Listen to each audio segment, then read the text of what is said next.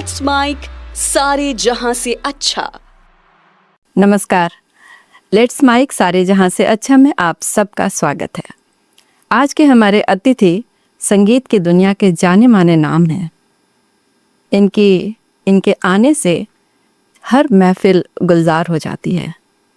जी हाँ, गुलजार हुसैन ये किसी तारुफ के मोहताज नहीं है। जब इनकी अंगुलियां तारों पर थिरकती हैं तो इंसान खुद ब खुद थिरकने लगता है। इनकी उंगलियों में इतने सारे जादू कहाँ से भरे, आज हम उसके बारे में ही बात करेंगे। स्वागत है गुलजार जी। नमस्कार, बहुत बहुत शुक्रिया। आज सवाल हमारा यही है कि आप तबला घराने से हैं।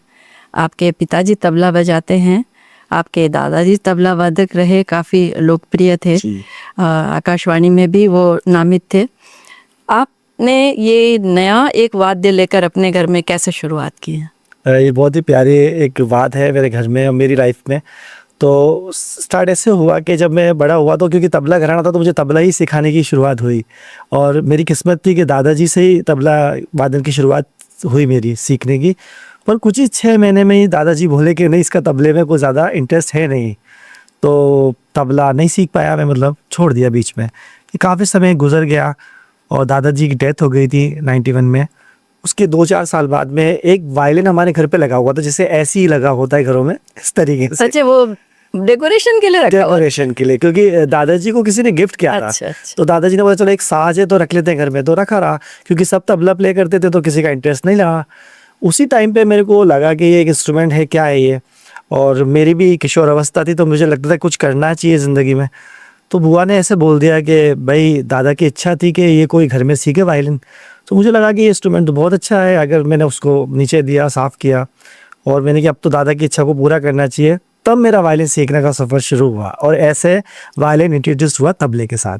तो आपने अंगुलियां इस पे जब छेड़नी शुरू की तो निश्चित रूप से किसी गुरु की आवश्यकता रही होगी, क्योंकि तबले का वादन और ये तो बिल्कुल अलग चीज़ है। आप बच्चे थे। बिल्कुल सही कहा आपने, क्योंकि हमारे घर में ऑलरेडी मेरे दादा उस्ताद काले खां साहब बहुत प्रसिद्ध तबला वादक रहे हैं अपने ज़माने में और उनके आज भी शिष्य बहुत हैं, पूरे भारत में उनके शिष्य हैं। और मेरे ताऊजी उनके शिष्य, फादर उनके शिष्य उस्ताद इंतज़ार हुसैन, मेरे ताऊजी उस्ताद निसार हुसैन खान साहब, मेरे चाचा उस्ताद इफ्तिकार हुसैन। तो ये भी सिद्दस्त तबला वादक हैं घर में।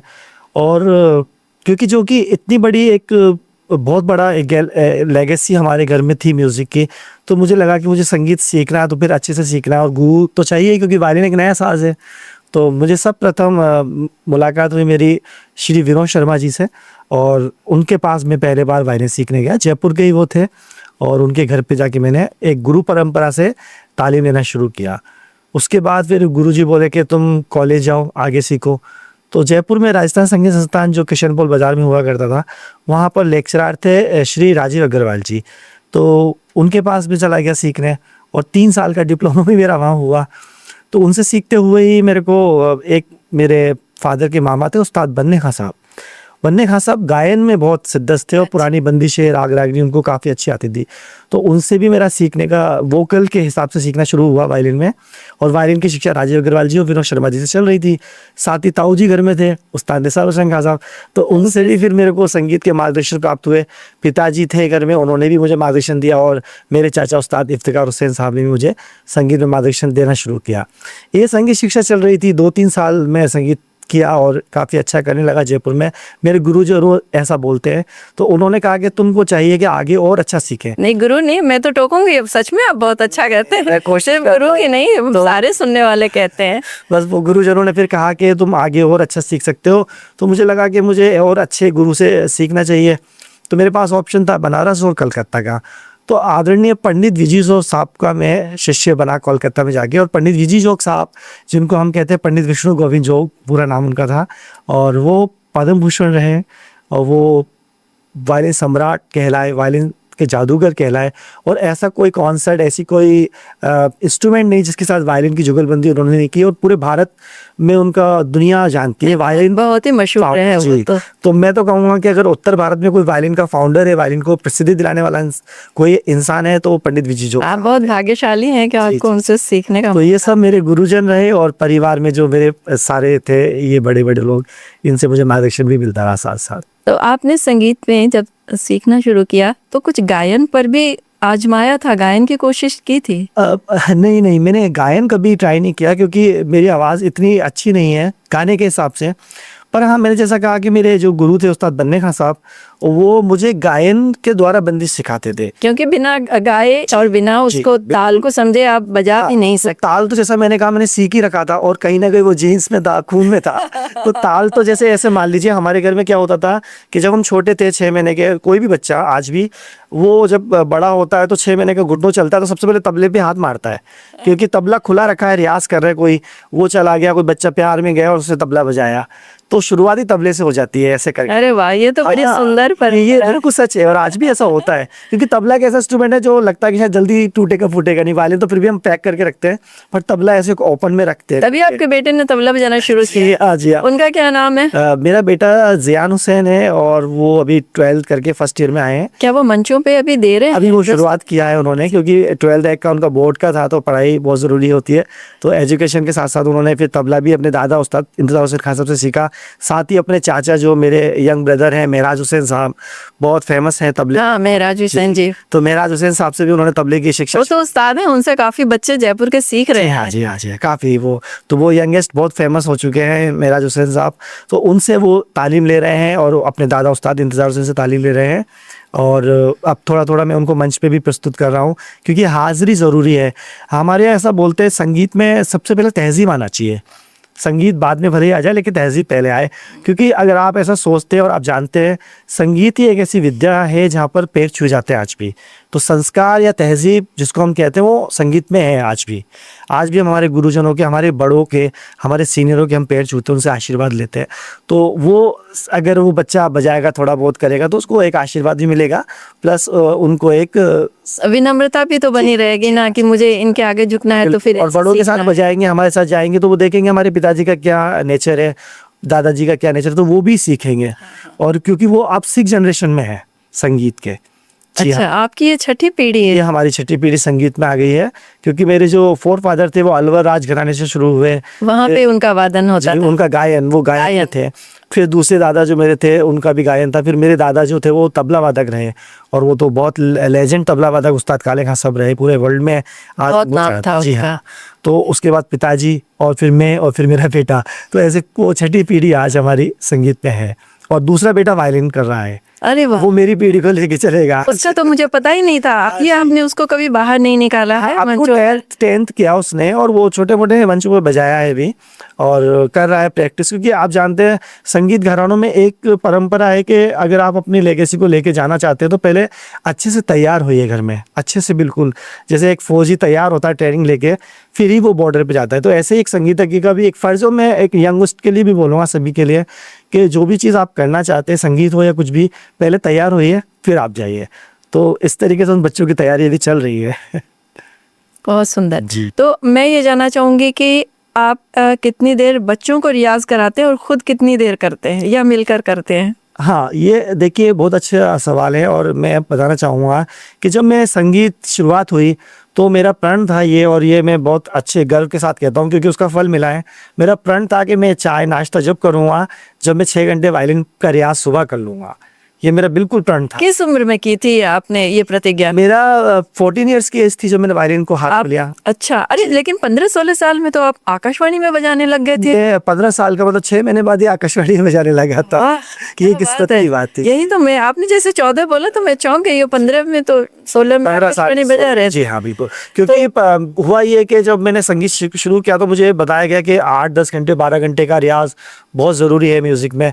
तो मैंने कि ऐसे कोशिश करते हैं कि सुबह 6 घंटे करते हैं, फिर बीच पे दोपहर मिलेगा, क्योंकि कुछ काम ही नहीं था, संगीत ही करना था।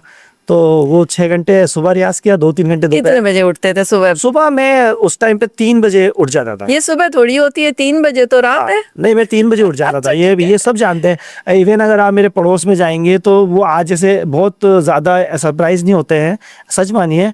वो हमारे आंटी एक हैं वहाँ पर, तो गुजर हैं वो, तो वो बोलती थी कि जब मैं सुबह उनके गाय भैंसे थी, तो वो गायों का दूध निकाल रही होती है, तो बोलती थी कि तुम्हारी वायलिन की आवाज़ आती थी। तो मैं सोचती थी बच्चा कुछ साधना कर रहा है। और जब बाद में न्यूज़पेपर में गुरुजनों के आशीर्वाद से कुछ फोटोज़ वगैरह आने लगे, दूरदर्शन पे प्रोग्राम आने लग गए, तो वो बोली कि मुझे ऐसा लगता था, यकीन था कि तुम इस मंजिल तक पहुंचोगे। और आज भी जो मेरे पुराने लोग मिलते हैं, जो मेरे संघर्ष को, मेरे रियाज को जानते हैं, तो वो बोलते हैं कि नहीं, ये हमको पता था कि तुम इस तक पहुंच जाओगे क्योंकि तुम्हारी मेहनत थी।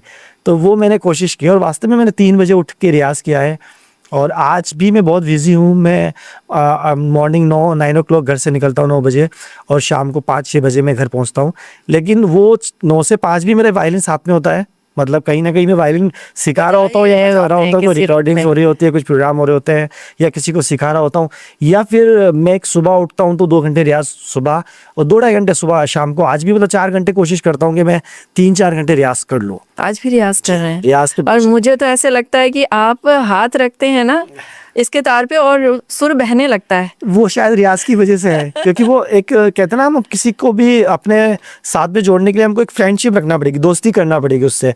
तो मेरी शायद उससे अच्छी दोस्ती हो चुकी है, एक अच्छा हमारा तालमेल बन चुका है, क्योंकि वो रियाज किया तो जो भी राग बजाए, जो भी सरगम बजाई, तो वो अब हमारी हो गई। और मेरे दादा गुरु बहुत अच्छी बात बोलते थे कि जब एक वायलिनिस्ट रियाज करता है या जब बजाता है तो उसकी उंगलियों में आँखें हो जाती है, तब आप आंखें बंद करके ही बजा सकते हैं। बहुत सुंदर। हाँ, तो ये सच भी है, क्योंकि आपका उतना रियाज हो जाता है कि आप वो फिर कहीं भी फिंगर, आप कभी देखते भी नहीं है वायलिन की ओर और बजाते रहते कभी हैं। कभी ऐसा होता है। तो बहुत ही अच्छा।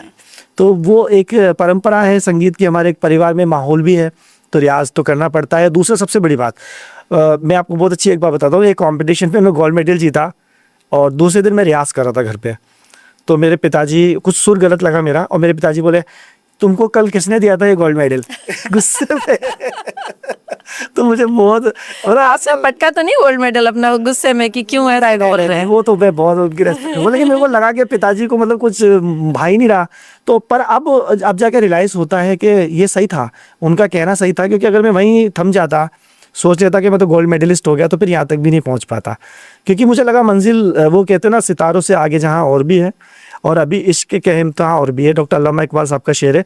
मैंने थोड़ी सी गुस्ताखी कर दी शेर में, और ऐसे युवा, और मैं चाहता हूँ सारे युवा लिख लें इसको, बहुत काम आएगा उनके लिए। शायर कह रहा है कि इश्क के इम्तिहान और भी है, तो मैंने लिखा आगे, मुझे मालूम है मंजिल मेरी, मुझे मालूम है मंजिल मेरी, वहाँ तक कदमों के निशा और भी है। कि चांद पे मैं अकेला नहीं जाऊँगा, पहले से ही नील आर्मस्ट्रांग के कदमों के निशा हैं। तो हम कोई भी मंजिल पे पहुँचते हैं, वहाँ हम अकेले नहीं पहुँच रहे होते, पहले भी लोग पहुँच चुके हैं। तो इसलिए इस बात को इतना सोचने की ज़रूरत ही नहीं है कि हमने इतनी मेहनत कर ली है, हमने ये प्राप्त कर लिया, या हमने ये अवार्ड जीत लिया। आज भी अवार्ड मेरे लिए खुशी का माध्यम हो सकता है, लेकिन अंत का माहौल नहीं होता। आप में बड़ी विनम्रता है, लेकिन मैं फिर भी ये बताऊं कि कोई भी कदम पहुंच गए हैं, आपके कदम अपने हैं, जो रास्ता है वो अपना है, वो कोई बना बनाया रास्ता नहीं। ये बात सही है आप, तो वो मेहनत आप ही, उसका श्रेय आपको। मैं वही बोल रहा हूँ कि जो भी इंसान मेहनत करेगा उसको मिलेगा, पक्का मिलेगा जी, ज़रूर मिलेगा, और करना चाहिए। और ये भी कहूँगा कि मेहनत ज़रूर करना चाहिए।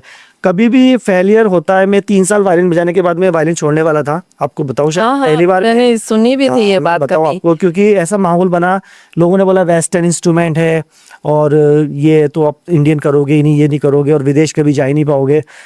तो थोड़ा सा मन ऐसा हुआ, मैंने एक दिलरुबा इंस्ट्रूमेंट होता है वो खरीदा भी, अब मेरा भाई बजाता है, बहुत अच्छा है वो। अच्छा। और अच्छा है वो इंस्ट्रूमेंट आ गया, कुछ होता है तो अच्छे के लिए होता है। तो मैंने बजाया तो नहीं, पर मैंने सोचा ऐसे ही एक महीना बैठ के कि नहीं यार, अब 3 साल तूने वायलिन बजा लिया, अब अगर इसको छोड़ेगा तो फिर क्या मतलब है, देखते हैं जो होगा होगा। तो आज ईश्वर की कृपा है कि जहाँ पर मुझे बोला गया था वेस्टर्न इंस्ट्रूमेंट है, उन्होंने मुझे 2-3 साल जॉब पे रखा। और जहाँ मुझे रिकॉर्डिंग्स के लिए बोला गया था वेस्टर्न इंस्ट्रूमेंट है, उन्होंने अपने रूल्स तोड़ के 1 महीने में 3 रिकॉर्डिंग्स की थी। रूल्स था गवर्नमेंट का कि आप 6 महीने में 1 रिकॉर्डिंग कर सकते हैं, लेकिन वो बजाने वाली बात थी, ऊपर की गुरुजनों का आशीर्वाद था कि मैं थोड़ा बहुत ठीक बजाता था, तो उनको मजबूर होना पड़ा कि आपको 1 महीने में 3 रिकॉर्डिंग देना पड़ी। तो वहाँ से मुझे ताकत मिली, और देश विदेश तो मैं काफ़ी होके आया। आप तो मतलब मुझे लगता है हर 4 दिन पे यहाँ से बाहर ही निकल जाते हैं, जयपुर टिकते ही नहीं। कोशिश तो यही होती है, क्योंकि सच में कलाकार की जो जिंदगी वो उसका स्टेज है, किसका मंच है कि क्योंकि वो एक बात है ना कि आप जानते हैं, आप बीमार हैं, आप मुस्लिम हैं, आप हिंदू हैं, आप सिख हैं, आप ईसाई हैं, आप भूखे हैं, आप गरीब हैं, आप अमीर हैं, स्टेज को मतलब नहीं उससे। स्टेज पे तो आप कलाकार हैं, स्टेज पे आप कलाकार हैं, आप साधनारत आर्टिस्ट हैं। अगर आपने स्टेज पे गए तो लोग सिर्फ आपकी साधना देखना चाहते हैं, वहाँ पर उनको किसी चीज़ से मतलब नहीं है। और अगर आपने अपनी साधना दिखा दी तो आप सच्चे कलाकार के रूप में फेमस हो जाएंगे, ये मैं मानता हूँ, ये मेरा सच्चा विश्वास है, यकीन है। मैं थोड़ा आश्चर्यचकित इस बात से होती हूँ कि कोरोना के बाद जब लॉकडाउन हटा था, लेकिन तब भी काफ़ी ज़्यादा प्रतिबंध थे। जी। उस समय भी आप बाहर जयपुर से निकल कर हर दिन उड़ान भरते थे, तो वो कैसे आपको लोग उस वक्त बुला रहे थे जब इतने प्रतिबंधित थे बाहर निकलना, और बिना कोरोना सर्टिफिकेशन के, वैक्सीन के सर्टिफिकेशन के निकल नहीं पा रहे थे लोग। आपने बहुत कंसर्ट किए थे उन दिनों, क्या वजह रही थी उन दिनों? वो ऐसा था कि जब आपको पता ही है, जब कोरोना काल हुआ तो काफ़ी लोग डिजिटल इंडिया से जुड़े, और मैं भी जुड़ा। और मेरे जुड़ने में मुझे ये फ़ायदा हुआ, जैसे कलाकार को होता है, तो मैंने थोड़ा बहुत परफॉर्मेंस किए, जैसे लाइव किया मैं, तो काफ़ी संस्थाएं मुझसे जुड़ गई। तो उनको लगा कि ये बंदा म्यूज़िक को लेकर, मेरा सिर्फ मैसेज एक ही होता था कि मैं ये म्यूज़िक सिर्फ आप सबको मनोरंजन करने के लिए दे रहा हूँ, क्योंकि हमारा काम ही मनोरंजन करने का है। संगीत, आर्ट्स जितनी भी फॉर्म है वो हम मनोरंजन करने के लिए, खुशी देने के लिए हुए हैं, उसमें रंज का कोई काम नहीं है। तो उनको पता नहीं वो बात बहुत पसंद आई, और इस वजह से उन्होंने मुझे बुलाना शुरू किया। और ऐसे भी शो हुए कि बहुत डिस्टेंस में लोग बैठे हुए हैं, लेकिन प्रोग्राम हो रहा है, और प्रोग्राम होने के बाद में एक अच्छी पॉजिटिव व्यू वहाँ पर हुई और लोगों को बहुत पसंद आया। तो वो मेरे ख्याल से वो, मैं कहूँगा कि वो डिजिटल इंडिया की वजह से हुआ, और मैंने भी काफ़ी कुछ सीखा उससे। तो ये एक वजह रही है कि मेरे शोज हुए बहुत ज़्यादा। मैं अगर बचपन को याद करूँ ना, तो रेडियो, ऑल इंडिया रेडियो जो सुबह में शुरू होता था, वो धुन एकदम कानों में ऐसी बसी, कहीं से भी आवाज़ आती है ना, और वायलिन, मतलब मन पता नहीं कहीं और घूमने लगता है। तो मैं चाहूँगी कि वो आप हमें बजाकर सुनाएं। मैं ज़रूर बजाऊंगा, और मैं बहुत गौरवान्वित हूँ कि मैं बजाऊंगा, क्योंकि मैं भी ऑल इंडिया रेडियो का एक संवादित कलाकार हूँ, और मैं ग्रेडेड आर्टिस्ट हूँ ऑल इंडिया रेडियो से, शास्त्रीय संगीत में भी और सुगम संगीत में भी। तो मुझे बड़ी खुशी होगी कि मैं अपने ऑल इंडिया रेडियो, भारत सरकार के इस प्रसार भारती की एक धुन जो बहुत दुनिया में मशहूर है, वो मैं आपको, हर भारतीय को वो धुन बहुत प्यारी लगती है। क्योंकि हम जब मॉर्निंग में जब उठता था तो यही सुन के, हम भी यही सुनकर उठते थे। पिताजी सुबह सुबह रेडियो शुरू होने से पहले बजाते। लोगों की यादें हैं इससे। जो लोग इंडिया छोड़ के जा चुके हैं बाहर, वो भी इस धुन को सुनकर बेचैन हो जाते हैं कि कुछ अपनी चीज है ये है ऐसे ही। और राग शिव रंजनी पे ही आधारित है, क्योंकि हमारे जितने भी कंपोजिशंस होती है, जितने भी हमारे म्यूजिक होते हैं, वो रागों भी होते हैं। तो वो भी मैं आपको बताऊंगा, कुछ मैं आपको वेस्टर्न कंपोजिशन भी सुनाऊंगा जो रागों पर है। ये बहुत अमेजिंग चीज़ है। तो ये राग शिव रंजनी पे है। जी सुनाइए प्लीज।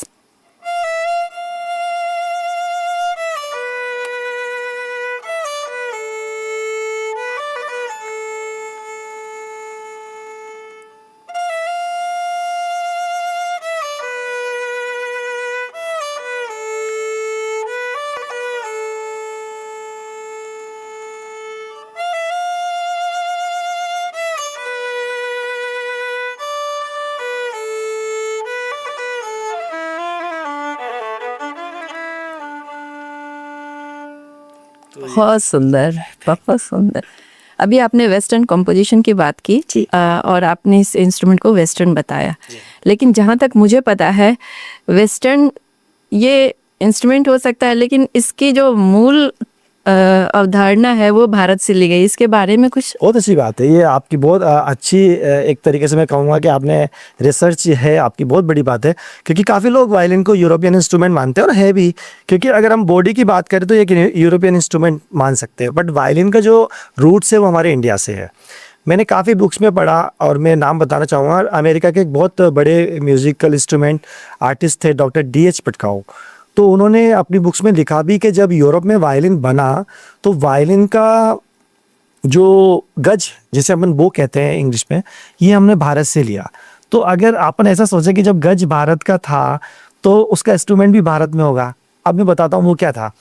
आपने देखा होगा कि रावण हत्ता एक इंस्ट्रूमेंट हमारे यहाँ पर है, जिसे रावण स्तरम में रावण हत्ता कहते हैं। और रावण हत्ता का मतलब है रावण द्वारा बनाया हुआ एक इंस्ट्रूमेंट या साज या कोई अस्त। ये हम लोग के आमेर में भी अभी जी हाँ। वृद्ध हैं जो हाँ, बजाते हैं। हमारे राजस्थान में रावण संगीत। हत्या के आर्टिस्ट बहुत है, और उसकी वजह है कि हम कई मान्यता है कि रावण की शादी जोधपुर में हुई थी, मंडोर में, मंडोदरी वहाँ की मंडोदरी है। जी वहाँ की थी, तो ऐसी मान्यता है, तो शायद इसलिए यहाँ पर इतना फेमस हुआ रावण हत्ता। और रावण हत्ता क्योंकि बाह पे रख के बजाते हैं, वो रावण हत्ता में एक स्ट्रिंग होता है भले ही, बट वो भी ऐसे ही बजता है सेम, उसका बजाने का स्टाइल वही है, फिंगर नीचे होती है, थोड़ा पैटर्न चेंज है। तो यूरोप के जो एंटिनो स्टार्दी थे, उन्होंने बॉडी का परिवर्तन सबसे पहले वायलिन में किया। वो पहले शख्स थे जिन्होंने वायलिन को परिवर्तित किया एज ए बॉडी। तो ये जो आज की बॉडी दिख रही है इसकी, ये उन्हीं की बनाई ये उन्हीं की बनाई हुई है, वहीं से परंपरा चली आ रही है वायलिन की, ये बिल्कुल पूरी है। अब जो एक्स्ट्रा आप यहाँ देख रहे हैं, ये मेरा क्रिएशन है, इसको मैं बोलता हूँ, ये मैंने इसलिए किया कि मैं शास्त्रीय संगीत का आर्टिस्ट हूँ, और मुझे लगा कि है ना, इसमें कुछ मुझे राग का कुछ माहौल बने। जैसे मैं आपको बताता हूँ, आपको किसकी कौन से इंस्ट्रूमेंट की याद आएगी, आप बताइए। सितार। जी हाँ, तो इस सितार की तरफ जो है वो यहाँ लगी है, और मैंने तो कुछ भी नहीं किया। सबसे पहले मेरे गुरु आदरणीय पंडित विजय योग साहब ने इस इंस्ट्रूमेंट को बनाया, और वो तरब इंस्ट्रूमेंट कहा, तो उन्होंने कोई नाम नहीं रखा इसका, और मैंने भी कोई नाम नहीं रखा है, ये तरब इंस्ट्रूमेंट ही बोलता हूँ मैं इसको। अच्छा, ये नाम रख सकते थे जब आपने बनाया है तो। हाँ, लेकिन मुझे जरूरत महसूस नहीं होती, क्योंकि मुझे लगता है कि ये जो पूरा फेस है वो कैसे बदलूंगा, ये तो वायलिन ही है ना या तो मैं बिल्कुल ही बदल दूं तब तो ठीक है, इसलिए मेरे को लगा कि जरूरत नहीं है नाम रखने की। तो ये मेरा बड़ी ईमानदार सोच है आपकी क्योंकि मैं हमेशा मानता हूँ कि ही इज माई फादर, और कभी बच्चे अपने बाप का नाम नहीं रखते हैं। क्या बात है। तो ऐसा भी है, एक मेरी सोच है ये वाली। तो ये जुड़ने से इसके सुर में क्या, इसके जो इफेक्ट है वो थोड़े चेंज होते हैं। जैसे हम कोई राग बजा रहे हैं, अभी यमन में ट्यून है जैसे, तो मैं मान लीजिए यमन का कुछ बजा के दिखाता हूँ, तो ये जो आस आ रही है ना इसकी,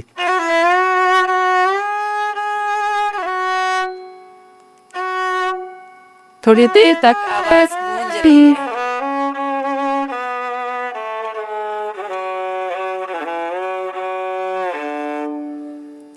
काफी देर तक जो आस आ रही है, तो ये तरफ की है, ये तरफ अच्छा। की आस है। तो ये थोड़ा सा इंडियन क्लासिकल थोड़ा सा मुझको ज़्यादा अच्छा लग रहा है, तो मैंने इसलिए शायद कोशिश की, और जो मेरे गुरुजी का एक ट्रेड था उसकी शायद लेगेसी को भी मैं लेके चल सकता हूँ, ऐसा मैं बोलता हूँ वायलिन के लिए।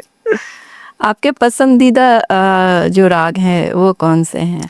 क्योंकि अभी अपन ने यमन छेड़ा है, तो एक यमन बजाता हूँ, और यमन का एक बहुत फेमस कुछ भजन, जो कुछ डेवोशनल, हाँ वो ही बिल्कुल, मैं भी वो सोचता था।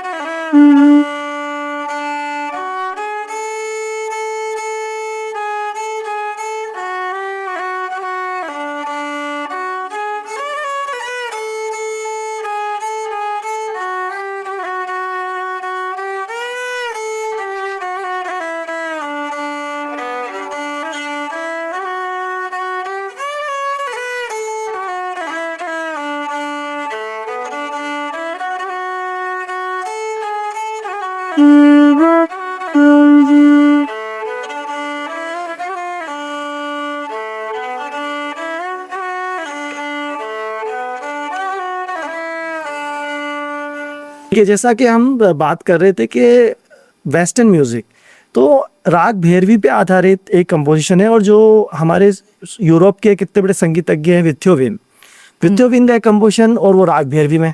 तो ये कैसे संभव हो सकता है? क्योंकि संगीत की भाषा, संगीत का जो रूह है वो एक है।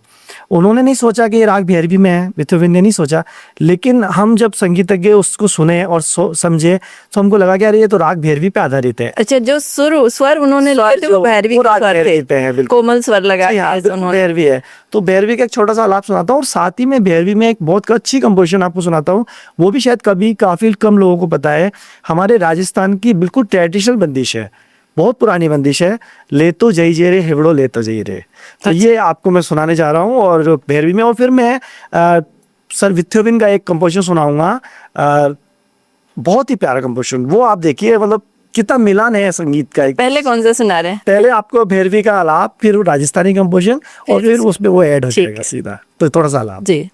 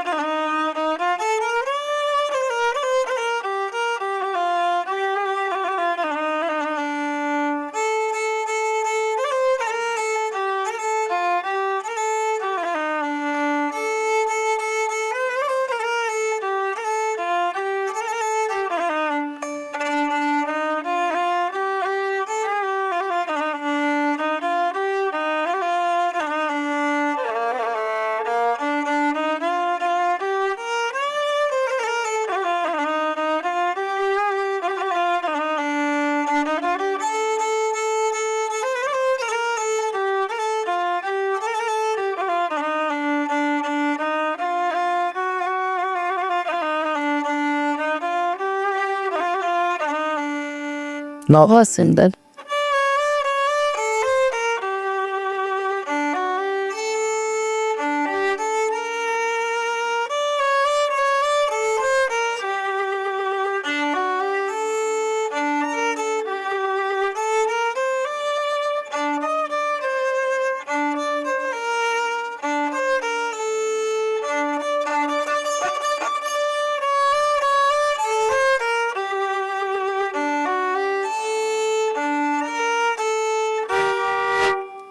वाह। तो ये देखिए कितना संगीत जो है, जब हमेशा बोलते हैं, सभी बोलते हैं कि संगीत की कोई लैंग्वेज ही नहीं है।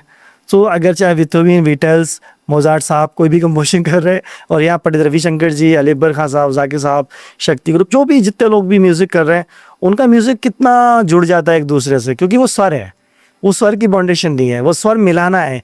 कि अगर आप वो बोले डी मेजर उनका, तो हमारा शुद्ध सरगम है, तो ऐसे काफ़ी चीज़ें मिल जाती हैं, और कोई सोच भी नहीं सकता कि विथोवन का ये कंपोजिशन राग भैरवी पे भी हो सकता है। तो ये बहुत अमेजिंग चीज़ है म्यूजिक की। आप इसमें मांड बजाते हैं क्या? बिल्कुल बज सकता है इस नहीं, देखिए वायलिन एक ऐसा इंस्ट्रूमेंट है जो इंटरनेशनल इंस्ट्रूमेंट माना जाता है। इसमें एक ये इंस्ट्रूमेंट है जिसमें आप folk music, Indian classical music, सुगम संगीत, वेस्टर्न म्यूजिक, अरेबिक म्यूजिक सब बजा सकते हैं।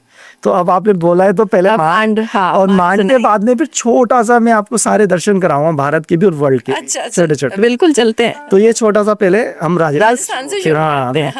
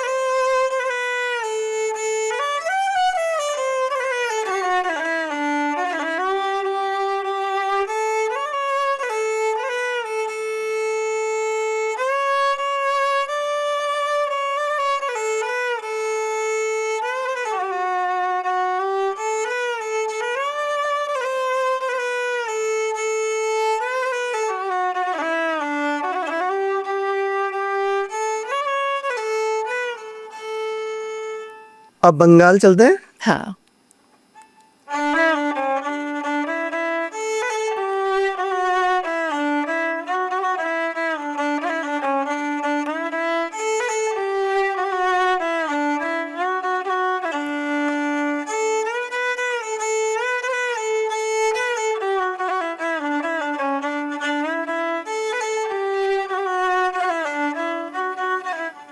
अब सऊदी में चलते हैं। बिल्कुल।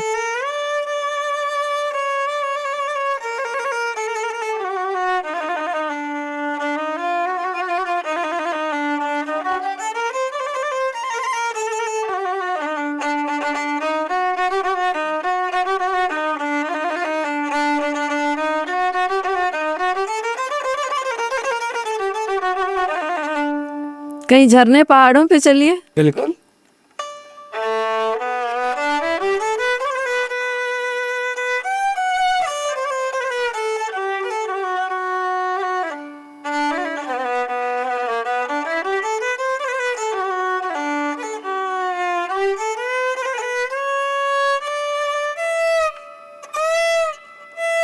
अब झरने पहाड़ है तो मोर भी बोलेंगे।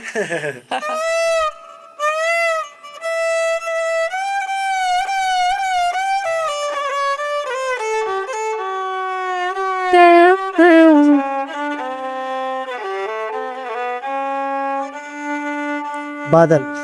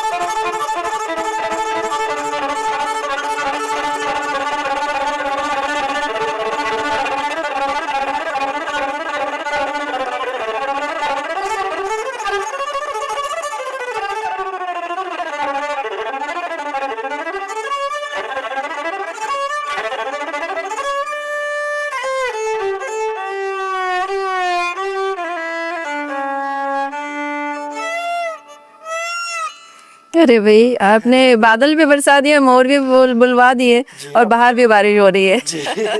ये राग मियां मल्हार का कमाल है, और हर राग का एक अलग मूड है। यमन का मूड है शांत का, और ये मौसम के राग थे, जैसे अभी मैंने बजाया पहाड़ी पहले, और फिर उसके बाद में राग मियां मल्हार। तो मल्हार तो फिर बारिश का ही। यमन तो शाम और जब बारिश होती है तो फिर मोर तो बोलती है। नहीं, बिल्कुल इस प्रकृति से बिल्कुल जुड़ा हुआ है, और सुबह शाम प्रहर से जुड़ा है बिल्कुल रागों का। हाँ जी। और आपके पसंद का कोई बहुत पसंद का राग जो आप हर स्टेज पे बजाते हो? अच्छा, काफ़ी राग हैं, पर मेरे को जो बहुत ज़्यादा अच्छा लगता है वो मैं राग चारुकेशी आपको सुनाता हूँ। ये एक कर्नाटक शैली का राग है। अच्छा, हमारे जो भारत में है ना, दो पद्धति है संगीत की। एक जैसा कि आप सब जानते हैं उत्तर भारतीय, और एक दक्षिण भारतीय। कर्नाटक संगीत, कर्नाटक म्यूजिक जिसको हम बोलते हैं ना, ये कर्नाटक पद्धति का राग है, और बहुत ही मीठा। वहाँ के सारे राग बहुत मीठे हैं, जिसको हमने अडोप्ट किया है उत्तर भारतीयों ने। तो उसमें से एक राग चारुकेशी आपको सुनाता हूँ। इसमें बहुत सारी कंपोजिशंस हैं वैसे तो।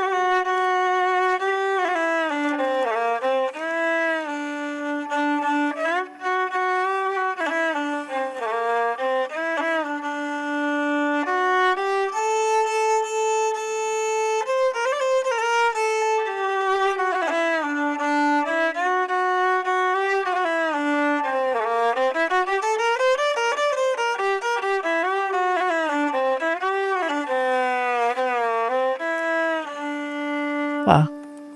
हर राग का एक मूड है, एक मिजाज है, और एक अलग सुकून है। आप जुगलबंदी भी करते हैं जी।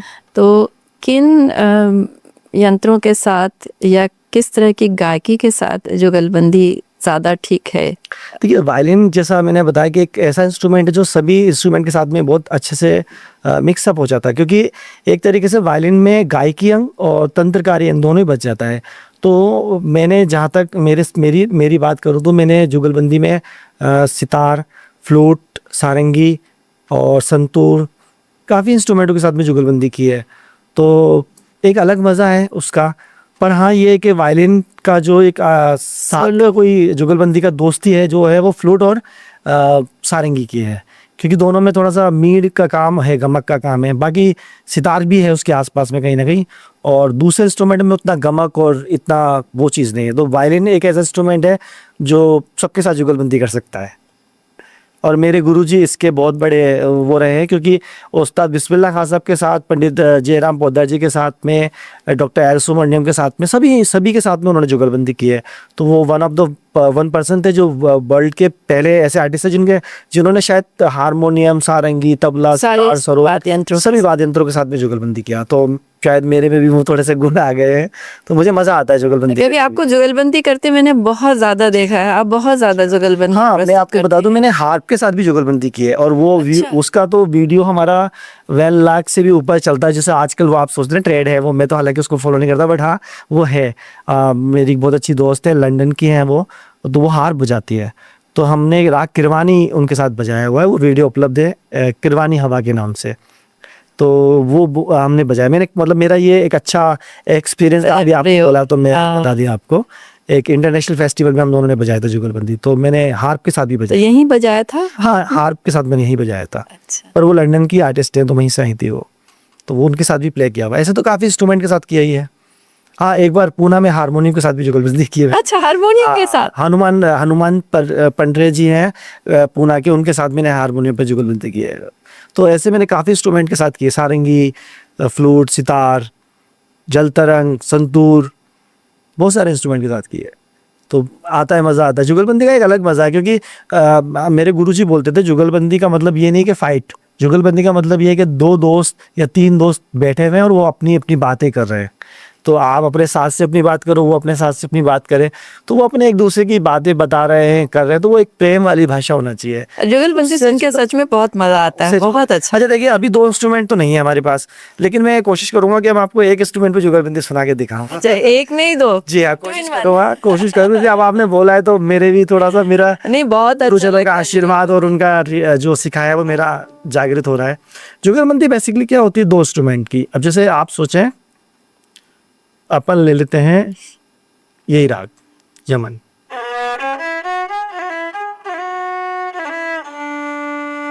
तो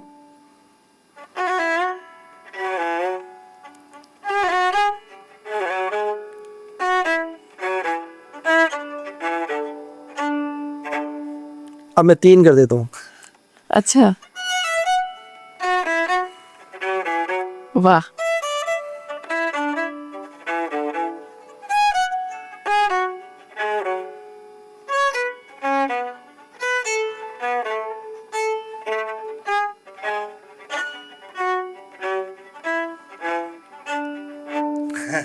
बहुत सुंदर, मुझे लगता है ये एक अलग अलग वेरिएशन, तो ये मैं 3 सप्तक में खेल गया था, तो ये ऐसा लग रहा है कि 2 इंस्ट्रूमेंट बज रहे हैं अलग अलग।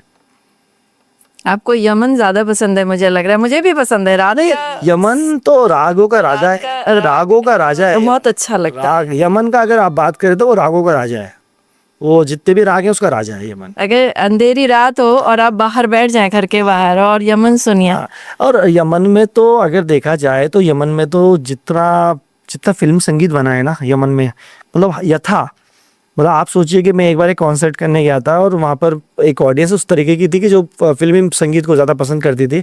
तो मुझे लगा कि मैं सिर्फ शास्त्रीय संगीत सुनाऊंगा तो शायद इनको तो समझ में नहीं आएगा।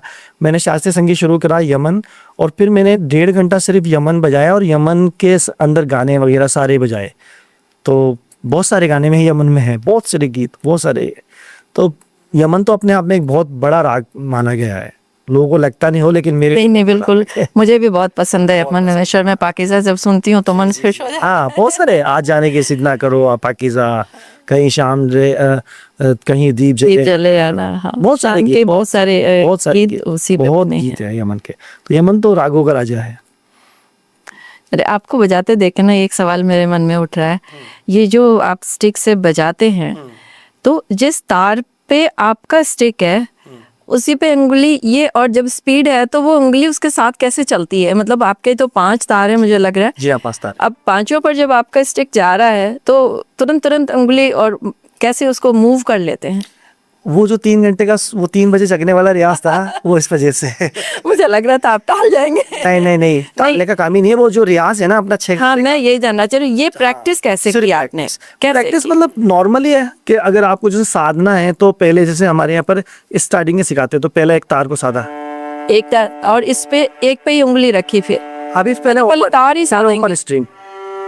अच्छा, शुरुआत ही रहेगी। तो ये कितने दिन सीखते हैं? खूब टाइम तक, जब तक आपका एक दूसरे से टच ना हो स्ट्रिंग, और फिर सरगम।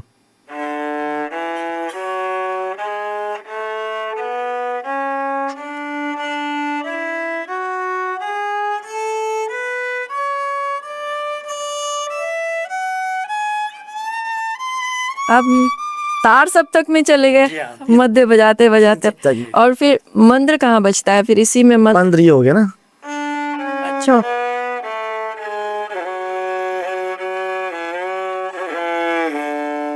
इसीलिए हमने ये 5 तार यूज किया है यहाँ पर, क्योंकि हमको बिल्कुल लास्ट का सातक मिल जाए, मंत्र का सातक मिल जाए। ये खासियत है इस 5 तार की। मंत्र के साथ अंग में कोई गाना बड़ा मुश्किल गाना होता है, मुश्किल है, बहुत मुश्किल। लेकिन बजा तो सकते लेकिन कई क्लासिकल सिंगर गाते हैं। गाते हैं। हाँ, शायद संगीत के कई आर्टिस्ट गाते हैं, क्योंकि पर डेप्थ है तो मजा आता है। हाँ, और वही जुगलबंदी भी करना तो मजा आ जाता है। कि मान लीजिए वो आर्टिस्ट ही मध्य में बजा रहे हैं तो फिर मैं मंत्र में बजा लूंगा, अगर वो मंत्र में तो मध्य में या तो मैं ताल में बजा लूंगा। तो वो 3 सप्तक है, ये 3 सप्तक इजीली हैं। तो पहला जो है मध्य सप्तक बीच में है, कहलाएगा मंत्र है सबसे नीचे है, मंत्र, और बीच में मध्य इधर है और तार ऊपर है। तार ऊपर लास्ट वाला। अच्छा, इस तरह इस से तरीके से जगह बटी हुई है, हमें नहीं दिखता है, लेकिन आप पास से बजा रहे हैं, और समझ फिर रही उसके बाद रियाज करना, उस पर पूरा कमांड करना, फिर आपका वो बैठ जाता है, मतलब उंगलियों में आंखें आ जाती है फिर। हाँ, उंगली में आंखें, बिल्कुल सही बात कही, उंगली में आंखें ही चाहिए, क्योंकि हमारी आंखें तो देख नहीं पाती हैं कि आपने किधर से क्या बजा लिया। क्योंकि वो स्ट्रिंग भी बहुत पास भी है। हाँ, सारे स्ट्रिंग, मतलब इनको अलग अलग एक बार में दूसरा न छुए, ये बड़ा मुश्किल है। मुश्किल है ये, सही बात। बहुत मुश्किल है। तो कभी ऐसा हुआ है कि मंच पे आप बड़ी तैयारी से गए हो और कुछ गड़बड़ हो गई हो? अभी तक नहीं हुआ। कभी भी नहीं हुआ? अभी तक टचवुड नहीं हुआ, अभी तक नहीं हुआ, ईश्वर की कृपा है। क्योंकि ये मेरा ऐसा मानना है कि जब आप बहुत सच्चे होते हैं, अपने काम के लिए ईमानदार होते हैं, और गुरुजनों का आशीर्वाद आपके पास है और माता पिता का आशीर्वाद आपके पास है, तो कुछ गड़बड़ नहीं होगी, कभी कोई गड़बड़ नहीं होगी। मंच पे जाने से पहले थोड़ा गंभीर हो जाते हैं या लगता है कि मंच पे जाने से पहले गंभीर तो नहीं कह सकता, क्योंकि गंभीर हो जाएंगे तो फिर अपन अपना गाना बजा रहे नहीं करेंगे। अच्छा। तो दिमाग को बहुत संतुलित रखना पड़ता है, एकदम सरल रखना पड़ता है। हाँ, सरल रखना पड़ता है, और एक ही चीज याद रखना पड़ता है कि राग जो बजाने जा रहे हैं वो पूरा अच्छे से निभ जाए, बस वो एक टेंशन होती है। बाकी सामने कौन बैठे हैं उनकी कोई टेंशन नहीं होती है, सही बात तो ये है।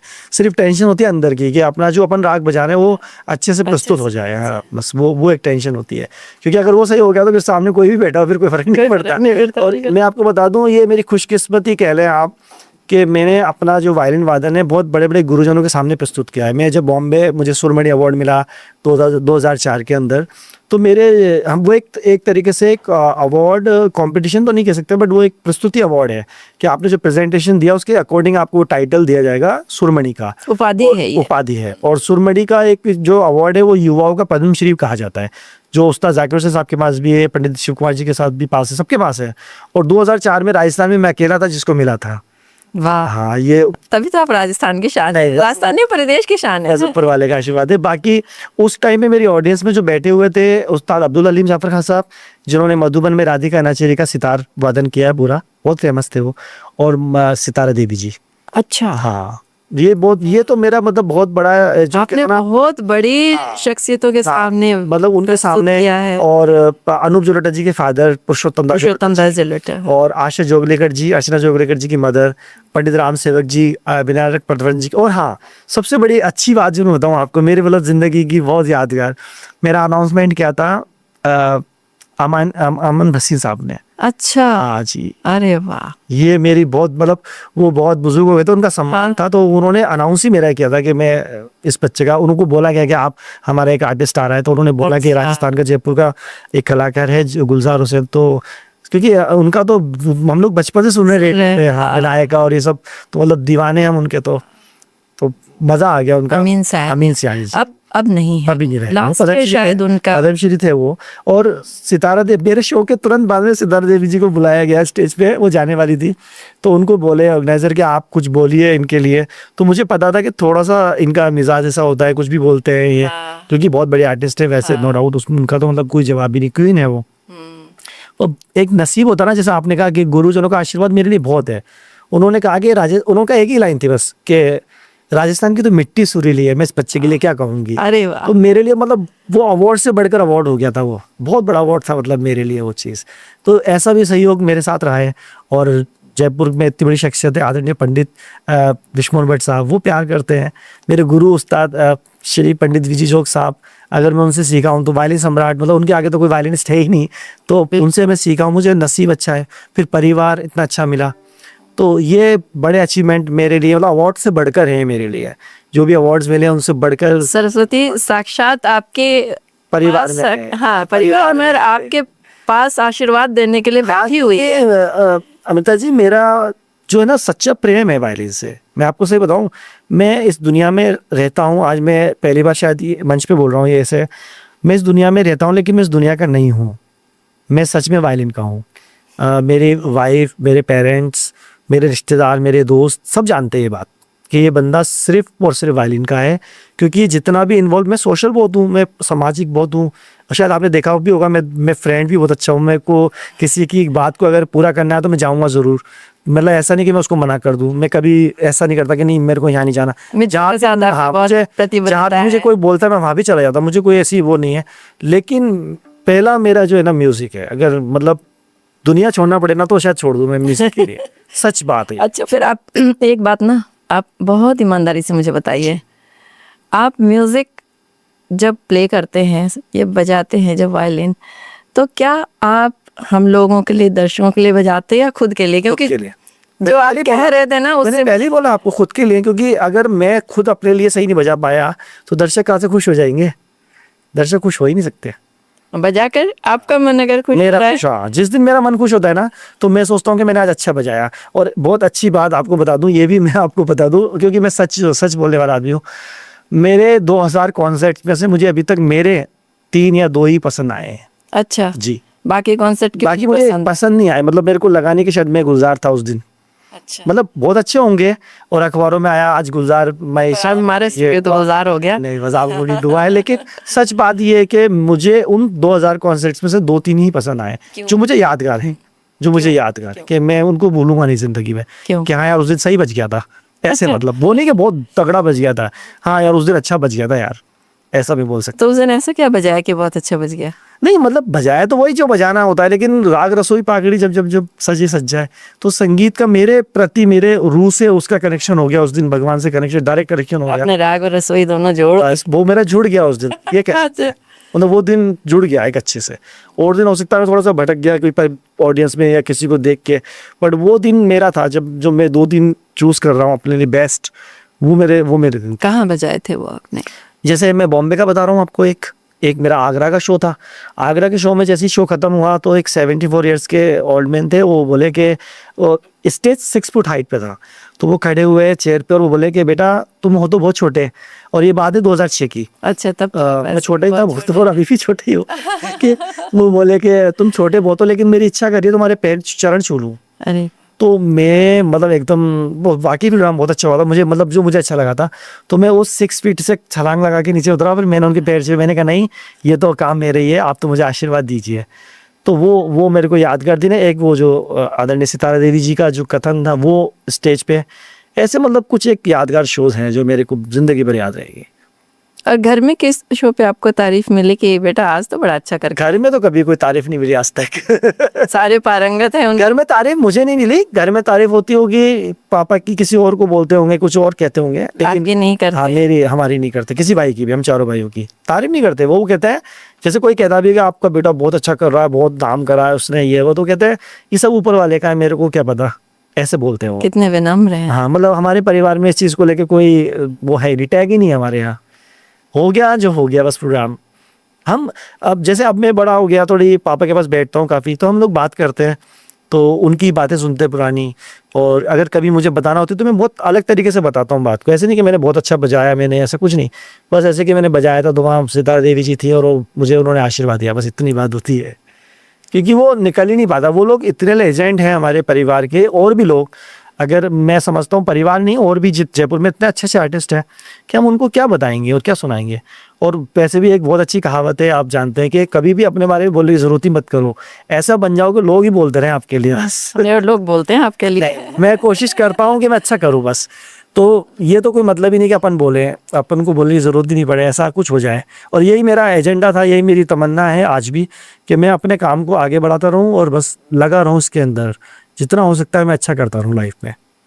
देखिए संगीत में तो लोग कहते हैं जो संगीत में रमे है ना उनको कभी निराशा नहीं आती, लेकिन क्या कभी आपके मन में आई किसी पॉइंट ऑफ टाइम पे कभी लगा? नहीं, बस मैं वो बता रहा हूँ, कुछ समय ऐसा हुआ था जब मैंने इंस्ट्रूमेंट को चेंज करने की सोची थी। तो बस वो एक कह सकते हैं, उसके बाद तो भगवान की कसम मुझे बहुत खुशियाँ ही मिली हैं। और मैं कह रहा हूँ ना, मैं एक बात और कहता हूँ, बहुत देसी भाषा है कि बिना टिकट बिना पैसे खर्च करे आप पूरे वर्ल्ड को घूमते हो, प्लस आप पैसा लेके आ जाते हो। तो ये अगर बिजनेस पॉइंट से देखा जाए तो भी ऐसा काम है, लेकिन उसके लिए उतना लायक बनना भी ज़रूरी है कि उस स्टेज पे आप जाके अपने आप को साबित करो, क्योंकि आपको एक बार तो बुला लिया जाएगा, दोबारा कौन बुलाएगा। अगर मान लीजिए आप कुछ तरीके से तिगड़म से चले भी गए किसी शो में, तो वो एक ही बार जा सकते हो, दोबारा नहीं हो सकता। एक फिल्म एक बार सुपर हिट हो सकती है, दोबारा हिट होने के लिए आपकी मेहनत या आपका काम ही दिखेगा। तो एक ऐसा काम भी है ये, अगर बिजनेस पॉइंट से देखें कि हमारा क्या लगता है, हम कहीं भी जाते हैं, हमें शो करना है, हमें पेमेंट दिया जा रहा है, हमें घुमाया जा रहा है, हमें बुलाया जा रहा है, और फिर उसके बाद वो हमें पेमेंट भी दे रहे हैं, तो ये तो बहुत अच्छा काम है। और उससे जब उससे अलग हटके देखो तो आप अपने काम को दुनिया को सुना रहे हो, बिल्कुल। वो तो फिर उसकी तो कीमत ही नहीं है। मतलब जो रियाज आपने किया है, जो आपके गुरुजनों से सीखा है, वो आप लोगों को सुना रहे हो, और उसमें से कोई भीड़ में कोई बुजुर्ग उठ के आपको आशीर्वाद दे रहा है, तो फिर उसकी तो कीमत ही कहाँ है, कहीं नहीं है। नहीं, बिल्कुल। कि अगर मुंबई में आप कहीं जाएं और कहीं बात चले शास्त्रीय संगीत की और कोई बोले अरे जयपुर में गुलजार हुसैन भी है, तो बहुत बड़ा अचीवमेंट है वो मेरे लिए। क्योंकि लोग अब इतने व्यस्त हैं कि वो 500 चैनल और हज़ारों यूट्यूब चैनल और ये लाखों करोड़ों फेसबुक को छोड़ के आपको याद रखें, पर अगर उनमें से अगर 10 लोग भी याद रख रहे हैं तो बहुत बड़ी बात है अपने लिए। इस बात पे मुझे एक चीज़ और याद है, इन दिनों जो संगीत चल रहा है और गीत चल रहे हैं वो भी बहुत फास्ट फूड की तरह हो गए हैं। बहुत सारे यूथ भी उसी को फॉलो कर रहा है, सुन सुन के ही सीख रहा है। आप जब बता रहे हैं कि आप बचपन से सीख रहे हैं, परिवार में मतलब सुन के ही उस चीज़ को पैदा होते ही सुन, आज तक सीख रहे हैं। और ये जो स्थितियाँ हैं इस समय कला और संगीत की, ये तो पूरी युवा पीढ़ी को संगीत की किस दिशा में ले जा रही है? ये दिशा है सिर्फ एक पीढ़ी की। वो जो 6 पीढ़ी की बात मैं कर रहा हूँ ना, वो 6 पीढ़ी नहीं हो पाएंगी, 6 साल भी नहीं हो पाएंगे। 6 पीढ़ी तो बहुत दूर की बात है। ये जो आज का यूथ जो संगीत कर रहा है वो सिर्फ 6 साल का है, ज़्यादा से ज़्यादा। 6 पीढ़ी कहना तो बहुत बड़ी बात हो जाती है। अब आप सोचिए अगर मैं 6 पीढ़ी बोल रहा हूँ और मुझसे बढ़कर भी और भी लोग हैं जिन्होंने 7 पीढ़ी, 10 पीढ़ी, 8 पीढ़ी, 11 पीढ़ी, 12 पीढ़ियाँ संगीत को ही देती है, और उनका नाम ही है। जयपुर में ही बहुत आज देश में भी है, हमारे यहाँ है पूरे देश में। तो मेरा ये मानना है कि वो 6 साल चल जाए बहुत बड़ी बात है, क्योंकि आप खुद भी देखते हैं रियलिटी शोज के कलाकार 1 साल चलते हैं, 1 साल चला, 1 साल नाम हुआ, नेक्स्ट ईयर दूसरा रियलिटी शोज में आगे वो गया, ये तो आप जानते हैं। फिर ऐसी कोई आर्टिस्ट है, अगर उसका वो कुछ वायरल हो गया, वीडियो वायरल हो गया, उसका फेमस हो गया, 6 महीने चला, गायब हो गया। और उसके बाद जो विनर होते हैं वो कहाँ जाते हैं और क्या करते हैं कोई नहीं जानता। कौन जानता है, आप बताइए। तो जो हम जैसे लोग हैं जो कछुआ चाल चल के चल रहे हैं अपने धीरे धीरे संगीत को लेके, अपने परंपराओं को लेके, अपनी लेगेसी को लेके, वो तो 6 जनरेशन 7 जनरेशन कहला पाएंगे, पर ये लोग 6 साल 6 दिन नहीं कहला पाएंगे। ये मुश्किल है उनके लिए। उनको ये सोचना चाहिए बस, वो 6 साल तक तो खूब अच्छा कमा सकते हैं, उसके बाद फिर नहीं पता उनको, फ्यूचर नहीं है उसमें। नहीं। नहीं, और सही बोलूं तो उसमें आनंद भी नहीं है। सुनने वालों का भी थोड़ी देर सुन लिया, आनंद तो है पास हो नहीं, गया। आनंद तो है ही नहीं। आनंद तो संगीत का जब भी आएगा जब आप बैठ के सीखेंगे। और आप रियलिटी शोज में भी देखिए, सब लोग यही बोलते हैं कि आपने सीखा है क्या संगीत, यही बोलते हैं वो लोग भी, सबसे यही बोलते हैं। वो कई लोग बोलते हैं नहीं हमने सीखा नहीं है। सुन के क्या सुन के करोगे आप लोग? फिल्मी गाना आपने गाया, कोई अभी मैंने कोई फिल्मी गाना बजाया तो उसमें मेरी क्या मास्टरी है? वो तो पहले ऑलरेडी तैयार हो चुका है सारा। राग जो मैंने बजाया वो भी तैयार हुआ, लेकिन वो बजा वैसा नहीं था जैसा मैंने बजाया। वो जो मेरे गुरु बजाते थे उनका स्टाइल अलग था, मैं बजाऊंगा मेरा स्टाइल अलग है। वो बात है, वो गाने में नहीं हो सकता। गाने में आपने एक सुर का अलग से किया, गलत गा रहा है गाना, क्योंकि तो कट टू कट चाहिए उनको, सेम रिकॉर्डेड। तो वो रिकॉर्ड क्यों सुनेगा? अगर किशोर कुमार साहब ने को लफ़ी साहब ने कोई गाना गाया है तो वो उनका ही सुनेगा ना, आपका क्यों सुनेगा? और सुनेगा तो कितनी देर सुनेगा? 2 दिन। अभी तो मार्केटिंग है, इसको प्रस्तुत किया गया मार्केटिंग के रूप में संगीत को, तो किया गया है ठीक है, पर वो कितने टाइम बाद में फिर वही गायब। तो 6 साल भी नहीं चलते ऐसे लोग, मेरा ये मानना है। और ये मैं देख भी रहा हूँ, ये मैं खुद भी 10-15 साल से देख रहा हूँ कि 6 साल नहीं चलते रियलिटीज़ शोज़ के आर्टिस्ट। और उसमें से अगर कोई चल जाए तो वो सिर्फ मेहनत के बल पे चलता है, उसने मेहनत की है, वो सीखा हुआ है तो चलेगा। ऐसे लोग भी हैं, रियलिटी शोज़ के ऐसे लोग हैं जो चल रहे हैं। श्रेया घोषाल जी हैं, मोहम्मद वकील साहब हैं हमारे जयपुर के। हाँ, अरे वो तो गजल गाते हैं, बहुत शानदार गजलें गाते हैं। उस्ताद हैं वो। तो वो इसलिए चल रहे हैं कि वो संगीत को उन्होंने सीखा है, संगीत को वो कर रहे हैं, तो उनको दुनिया मान रही है, उनको दुनिया बुला रही है। आपने श्रेया घोषाल जी का नाम लिया, ये इन्होंने कोटा में संगीत सीखने की हाँ, संगीत शिक्षा ली है जब अपना राजस्थान सब का संबंध है। हाँ। जी हाँ, बिल्कुल। उनकी जो जड़ें हैं वो यहीं से तो संगीत की जो भी संगीतज्ञ जो चल रहे हैं मार्केट में अभी, अगर जिनकी बात कर रहे हैं मन, वो सिर्फ इसलिए कि वो लोग संगीत को सीखा है उन्होंने, और जो इन्होंने सीखा वो गायब है, वो अपने को नहीं मिलेंगे, वो 6 साल नहीं मिलेंगे। बिल्कुल। वो पीढ़ी दर पीढ़ी तो बहुत दूर की बात हो जाती है। फिर आपने किस उम्र में एग्जैक्टली स्टार्ट किया? 14 ईयर्स की एज में, अच्छा, क्योंकि तब बजाना। तक लेकिन कश्मकश- सीखना, ये तो आप 14 इयर्स में आपने बजाना शुरू किया, लेकिन उसके पहले कुछ सीखना भी नहीं। हाथ ही नहीं लगा। कमाल की बात थी कि मैं संगीत को, मैंने जैसा बताया, मैं तबला 6 महीने सीखा अपने दादा उस्ताद काले खां साहब से, लेकिन उससे पहले मैं संगीत ही सीखता था। और तबला भी शायद मेरी उम्र होगी 7-8 साल की, उस टाइम पे 10 साल की होगी। तो दादा बोले कि नहीं, इसका इंटरेस्ट तबले में तो नहीं है, जबकि मेरी फिंगर्स वगैरह बहुत अच्छी थी तबले की, और वो सब बोलते थे कि तबला अच्छा बजा सकते। अभी बजाते हैं आप? मैं बजाता हूँ तबला, क्योंकि उन्होंने सिखाया था वो, तो मैं अपने स्टूडेंट्स के साथ में बजाता हूँ, संगत करता हूँ, मतलब वैसे बजाता हूँ। मैंने संगत के लिए, हाँ, मैं संगत के performance लिए के बजाता लिए हूँ। नहीं। ऐसे तो मैं कम से कम 8-10 इंस्ट्रूमेंट बजा लेता हूँ, अच्छा अच्छा, अरे अभी बता दीजिए, बता क्योंकि दीजिए। मेरे को मजा ये है। मैं तो सारे मंगवा लेती आज, अगर मुझे पता नहीं, होता। मैं मेरा ये रहा लेकिन जीवन में कि ये मेरे स्ट्रगल टाइम की बात थी। मेरे फ्रेंड थे विवेक माथुर, उनके इंस्टीट्यूट में हम लोग सिखाने जाते थे, तो वहाँ पर ड्रम भी था, ड्रम सीखा, हारमोनियम भी था, हारमोनियम बजा लिया, कीबोर्ड बजाने लग गए, गिटार थोड़ा बहुत बजाने लग गए, वायलिन तो अपना है ही, तो ऐसे करके बजाने लगा। मैंडोलिन में बजा लेता हूँ वायलिन के आधार पे, थोड़ा सा ट्यून करके, तो वो तो ठीक है। लेकिन मेरा मेन इंस्ट्रूमेंट मैंने वायलिन ही रखा, क्योंकि एक सादो सब सदेंगे। सब सादे और सब सादो सब जाए, ये पक्की बात है। और नॉलेज जरूर होना चाहिए, हाँ। पर आप उसके पीछे लग मत जाओ। तबला मेरे को बजाना आता है, क्योंकि मैं वही परिवार 6 में महीने का बच्चा था तब भी तबला बजा रहा था। तो खिलौना है हमारा इंस्ट्रूमेंट, घर में है, खिलौना है वो बच्चों का, तो सीखा भी, तो बजा लेता हूँ। बट प्रोफेशनल मैं नहीं चाहता कि मैं बजाऊँ कभी भी कहीं भी। मैं वायलिन पे ही कर लूँ, बहुत है मेरे लिए, इतना हो जाए मेरे से, मेरी खुशी का ठिकाना नहीं है, बस वही। चलिए मालकोश में कुछ सुनाइए, कोमल स्वर वाले कुछ सुन ले दोबारा। तो मालकोस का एक बहुत ही प्यारा कंपोजिशन आपके सामने प्रस्तुत कर रहा हूँ, लोगों को समझ में आएगा ये बहुत अच्छे से।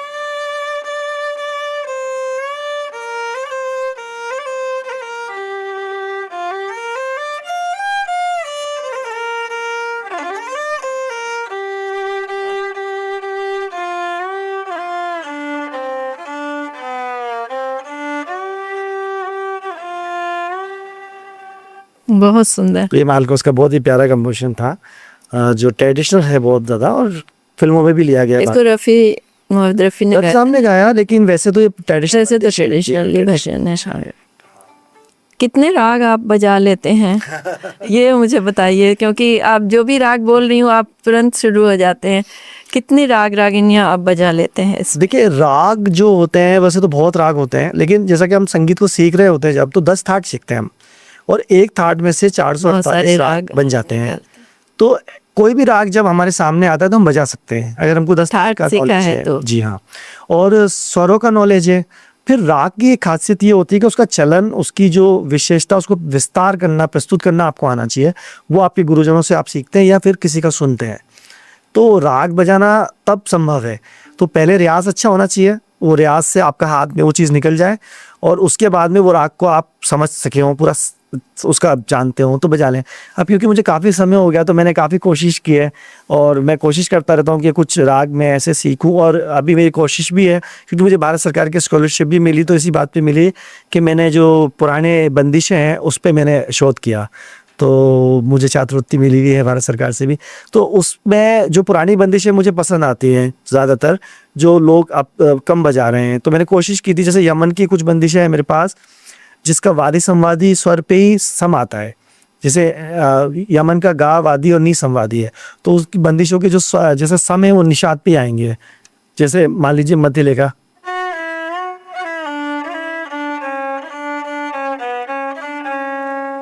अब ये सम है नी पे, और अगर द्रुत ले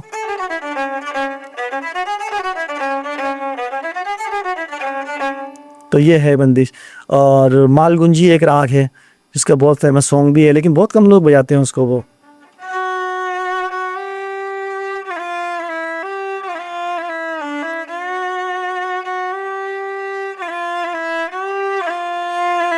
तो इसमें भी एक बंदिश है।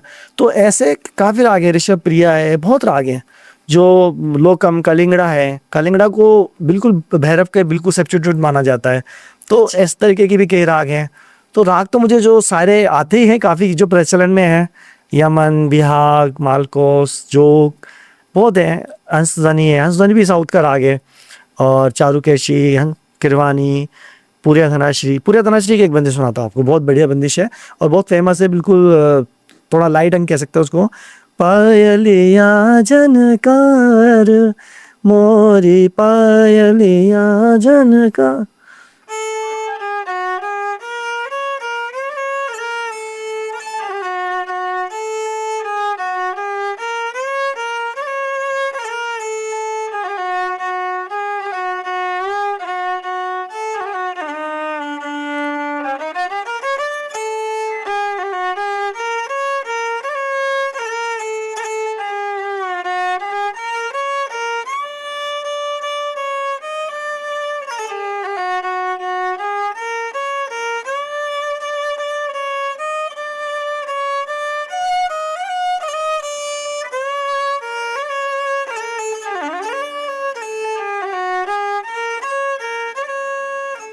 तो ये एक बंदिश है। तो इस तरीके से काफ़ी बंदिश है, काफ़ी राग हैं। बागेश्वरी है, रागेश्वरी है, भैरव है, आही भैरव है, नट भैरव है, भैरवी है, बैरागी भैरव है, मॉर्निंग के भी तोड़ी है, मियाँ की तोड़ी है, और शुद्ध कल्याण है, भीम पलासी है, वृंदावनी सारंग है। बहुत राग है, बहुत सारे राग है। तो सीखे हैं और कोशिश किए गए उसको बजाते रहें। और हाँ, ये कह सकते हैं कुछ उनमें से कुछ एक राग होते हैं जो आपके बहुत प्रिय होते हैं, 2-3 राग जिनको अपने कहते हैं। उसमें जोग है, मेरा बिहाग है, और चारुकेशी है, यमन है, भैरवी है, और इस तरीके के काफ़ी राग हैं जो मेरे बहुत फेवरेट हैं। और मेरे गुरु एक बहुत अच्छी बात बोलते हैं, पंडित आदरणीय पंडित विजय जोग साहब के, राग या गाना या कुछ भी आपको बजाना, उससे पहले आपका रियाज उतना अच्छा होना चाहिए कि आप वो बजा सको, वरना कोई फ़ायदा नहीं है वो सीख के भी। तो ये भी एक बात है, ये मेरा ऐसा उनका कहना बिल्कुल सच है, ये बात भी है।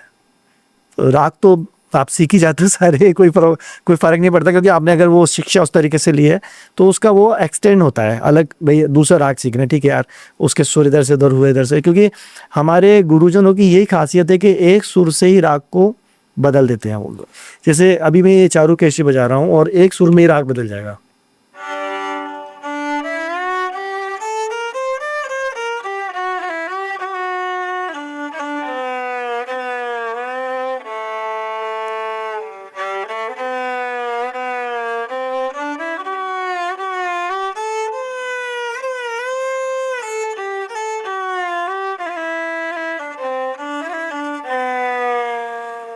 तो ये दरबारी हो गया, कोमल का अंदार कर दी, दरबारी हो गया। और उसका चलन, जो उसका स्टाइल है, वो रंजकता लेता हुआ जा रहा था,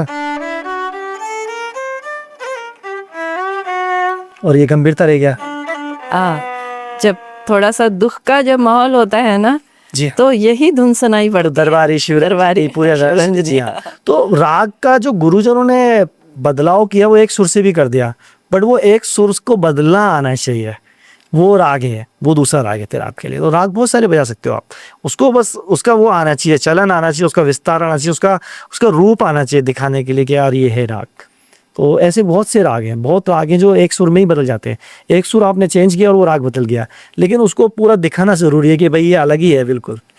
तो ये मैं जैसे हमेशा बोलता हूँ कि ऊपर वाले ने फैस बनाए ना इंसान के अलग अलग, ऐसे ही संगीतज्ञों ने राग बनाए हैं, सब सारे अलग दिखेंगे आपको, सुर वो ही है साथ, सारे गामा पता नहीं सा तो कोमल और शुद्ध हो जाते हैं, लेकिन तीसरा वर्ड नहीं है, वर्ड 7 ही है, सारे गामा पदा नी सा, इसके अलावा वर्ड दूसरा नहीं है, दा मा भा पा, ये मतलब जो संगीत के पा और मा है वो है, लेकिन बाकी वैसे नहीं है।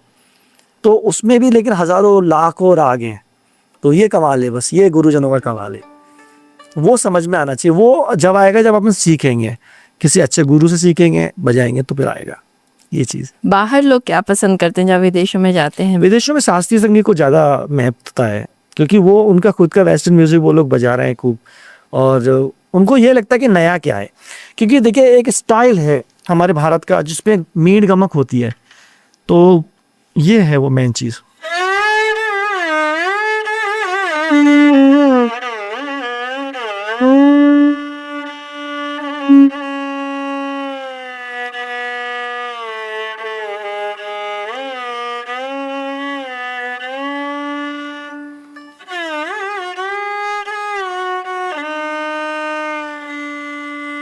मारवा मैंने बजाया है।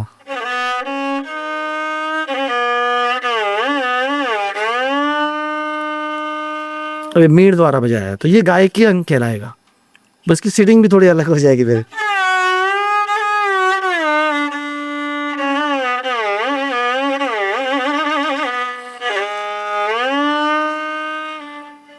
तो ये गायकी अंग है, तो वो इस स्टाइल को बहुत पसंद करते हैं, क्योंकि वायलिन तो उनका बजा रहे हैं, वो वायलिन तो या तो पूरा बजा देंगे।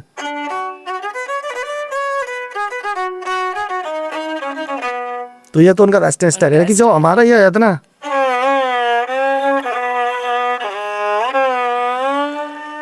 ठहराव है हमारे इसमें, लगता है हाँ यार ये कुछ बजाया है। तो इसको वो पसंद करते हैं, वो शास्त्रीय संगीत को पसंद करते हैं।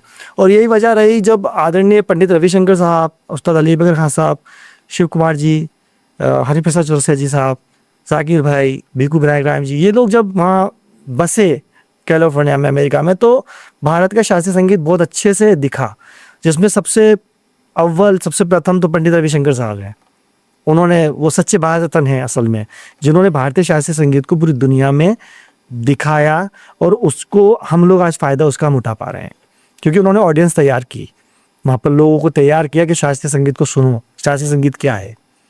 तो मैं अगर ये बात इसी तरह से समझूं कि ये चीज़ बाहर तैयार हो गई, लेकिन हमारे यहाँ दर्शक और श्रोता, हमारे यहाँ वो 6 जनरेशन नहीं बनना चाहते ना, 6 साल वाला जो संगीत है वो पसंद करते हैं वो लोग। नहीं, लेकिन कुछ मेहनत तो आप लोगों को करनी पड़ेगी। हम कर रहे हैं, कोशिश है, करिए, कोशिश है हमारे। आज आप यकीन कीजिए, और आप जानते भी हैं, मेरे स्टूडेंट जो हैं वो बिल्कुल अलग अलग दिशाओं से आए हैं। कोई बच्चा है जो ऑफिस में काम कर रहा है और वो IT का बंदा है, इंजीनियर है, वो मेरे पास आया, मुझे वायलिन सीखना है, ठीक है भैया आओ, वायलिन सीखने आए। तो अब मेरे पास आए तो मैं तो शास्त्रीय संगीत का चला करूँ, गाने वेस्टर्न सब बजाता हूँ मैं, लेकिन पहला तो मेरा शास्त्रीय संगीत है। वो बच्चा ये सोच के आया था कि मुझे एक प्यार का नगमा सीखना है या गाना सीखना है, लेकिन जब वो आता है और 2-3 महीने रहता है, तो वो कहता है यार ये तो अलग ही चीज़ है सर, ये तो मुझे सीखना है।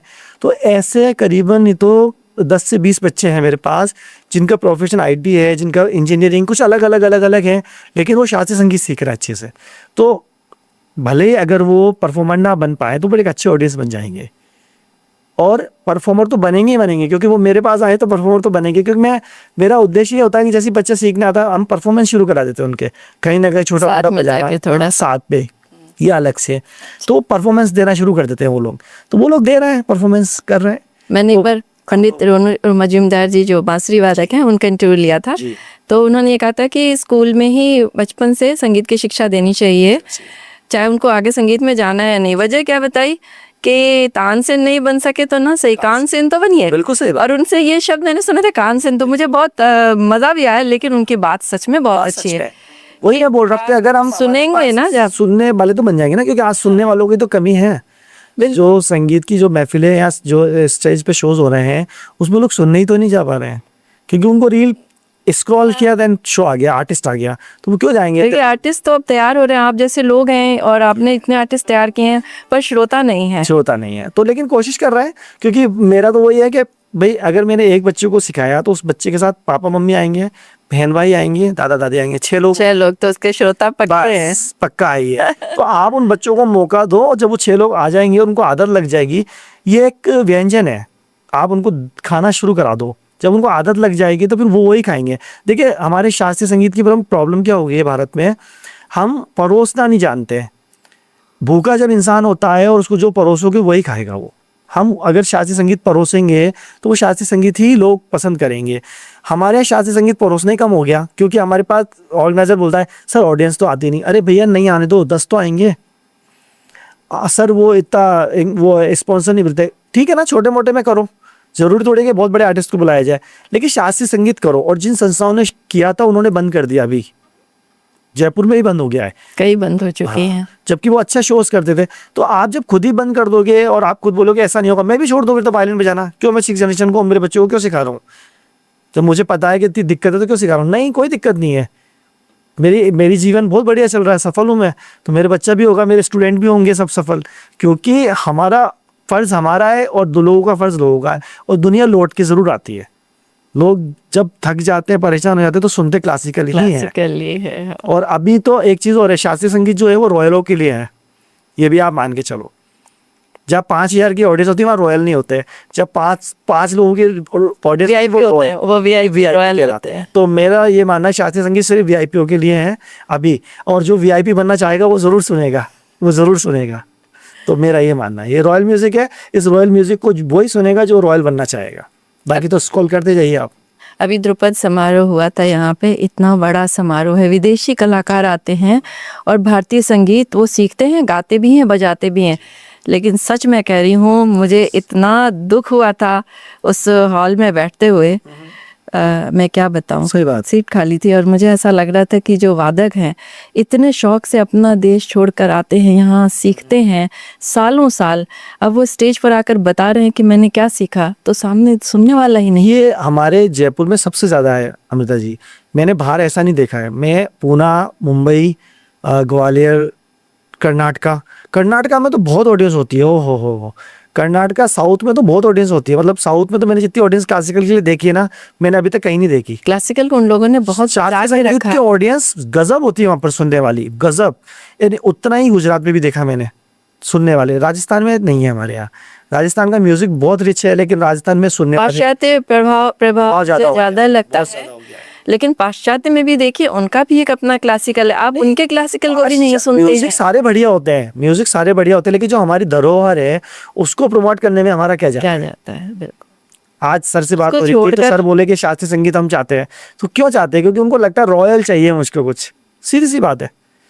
संगीत को अगर वो रॉयल बनाना चाहते हैं अनुराग सर, तो वो रॉयल म्यूजिक की अगर उन्होंने बात की, शास्त्रीय संगीत की बात की, तो उसका मतलब उनको लगता है कि रॉयल म्यूजिक सब बहुत बढ़िया है। मैंने क्या बोला, वित्तोवियन का भी हमारे से दोस्ती है म्यूजिक की, तो सबसे लड़ाई किसी से नहीं है हमारी, म्यूजिक सबका एक है। लेकिन अपनी चीज छोड़कर नहीं चल, हमारी चीज को छोड़ना है वो, जिसको हम रॉयल बोलते हैं, जिसको हम बोलते हैं कि थेरेपी है, बीमारी दूर करती है, बारिश करती है।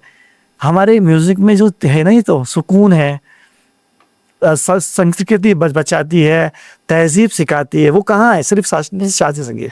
अभी आपने इसको बोला ना थेरेपी, 2 महीने पहले, 1 महीने पहले IIT मंडी में एक रिसर्च हुआ है इसी, उन्होंने 2 राग, मुझे ध्यान नहीं आ रहा है कौन से 2 राग बताए हैं, वो 2 राग बीमारियों के लिए उन्होंने बहुत अच्छा बताया कि उससे ट्रीटमेंट। वो उन्होंने 2 राग बताए, मैं आपको 100 राग बता सकता हूँ, क्योंकि हमारे कफ जनित है ना, पित्त जनित, हृदय रोग के लिए, कर्क रोग के लिए राग हैं, बाकायदा राग है, सभी मतलब सभी बीमारियों के लिए राग है, सोचिए आप। और ऐसा सिद्ध भी हुआ है, दरबारी कांगड़ा सुनकर के एक लेडी कोमा से बाहर आई है कलकत्ता में। ये तो इतिहास है, आप पढ़ लो, आप देख लो, यूट्यूब पे वीडियो भी है। वो तो डॉक्टर ने बस लगाया था दरबारी कांगड़ा और वायलिन पर एन राजन जी का, और वो बस बजाया और वो कोमा से बाहर आई। वो ये तो अभी की बात है, लेटेस्ट 3 साल 4 साल पहले की। तो ये तो पद्धति तो हमारे बहुत पुरानी है। तो हमारे संगीत में सब कुछ है। आप सोचिए, जब आप कह रहे थे ना मजा आ रहा है, मजा क्या होता है, क्या निकला यहाँ से? कुछ दिखा अपने को? सिर्फ सुना हमने। तो वो क्या है? वो आपकी तरंगे हैं संगीत की, जो संगीत से स्वर है, वो तरंगे हैं जो आपके शरीर से, कोशिकाओं से मिल रही है ना, जो अपने दिमाग में चल रही है, वो जुड़ रही है उससे, और वही रोंगटे खड़े करती है। रोंगटे क्या खड़े करती है? कुछ को मारा पर ने टच किया, वो रोंगटे खड़े करती है। तो वो संगीत के स्वर अगर सच्चे लग गए तो रोंगटे खड़े हो गए, उसको कहते हैं रोंगटे खड़े करना। मतलब सच में कई बार ना कुछ धुन ऐसे सुनते हैं ना कि अगर चुपचाप सुन रहे हैं तो थोड़ी देर में आंसू बहने लगता है कि क्या बजा दिया। हाँ, आंसू वो कहते हैं ना पत्थर पिघलाने वाले बात, तो वो पत्थर ही तो पिघल रहा है, पत्थर ही तो हम जो पिघल रहे हैं, आंसू निकल रहे हैं हमारे। और बारिश होने का मतलब ये नहीं कि बारिश हो गई, आपके आंसू से, आपकी आंखों से आंसू निकल गए तो भी बारिश ही हो गई ना। आपके दिल में अगर सुकून मिल गया तो भी बारिश हो गई। बारिश अलग तरीके की होती है ना, एक अच्छी बारिश, एक हाँ जी। बाढ़ वाली बारिश, तो वो बारिश ही है और राग का प्रभाव है। जरूरी नहीं कि आसमान से पानी टपके। तो संगीत का तो प्रभाव है और रहेगा, हमेशा रहेगा। ऐसा नहीं कि नए गाने खराब आ रहे, नए गानों में भी है प्रभाव, क्योंकि वो दिल से बनते हैं, दिल से गाए गए हैं, तो अच्छे लगते हैं वो, अच्छे होते कुछ द्रुत में सुना दीजिए मुझे। हैं। जरूर। तो शाम का समय होता जा रहा है, तो मैं आपको फिर शाम का ही सुना देता हूँ, क्योंकि वो पूरा गाना श्री अब आ गया दिमाग में यहाँ।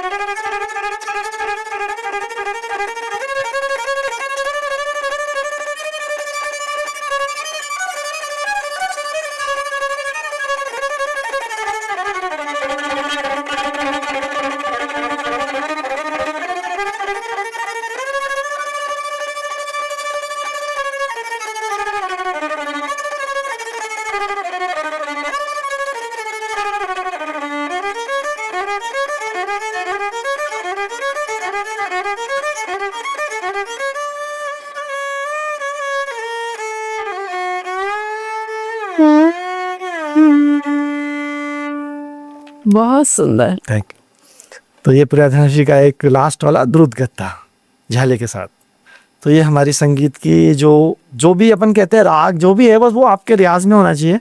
तो कोई भी राग और आपके मन में होना चाहिए, उसकी पूरी रूपरेखा होना चाहिए, जो आप सीखे हो अपने गुरुजनों से, तो उसकी पूरी रूपरेखा संगीत की होना चाहिए आपके पास। हाँ, मैं वही देखती हूँ कि आप जब भी जहाँ भी बैठते हैं, आपको जब भी बोला जाए तुरंत शुरू कर देते हैं। आपको सोचना नहीं पड़ता है, तैयारी नहीं करनी पड़ती, आपका मन हमेशा तैयार रहता है। वो वही बस अंदर की मैंने तैयारी बोला ना कि 24 घंटे चिंतन रहना चाहिए उस चीज का, जो भी आपका। आप उसी में डूबे रहते हैं।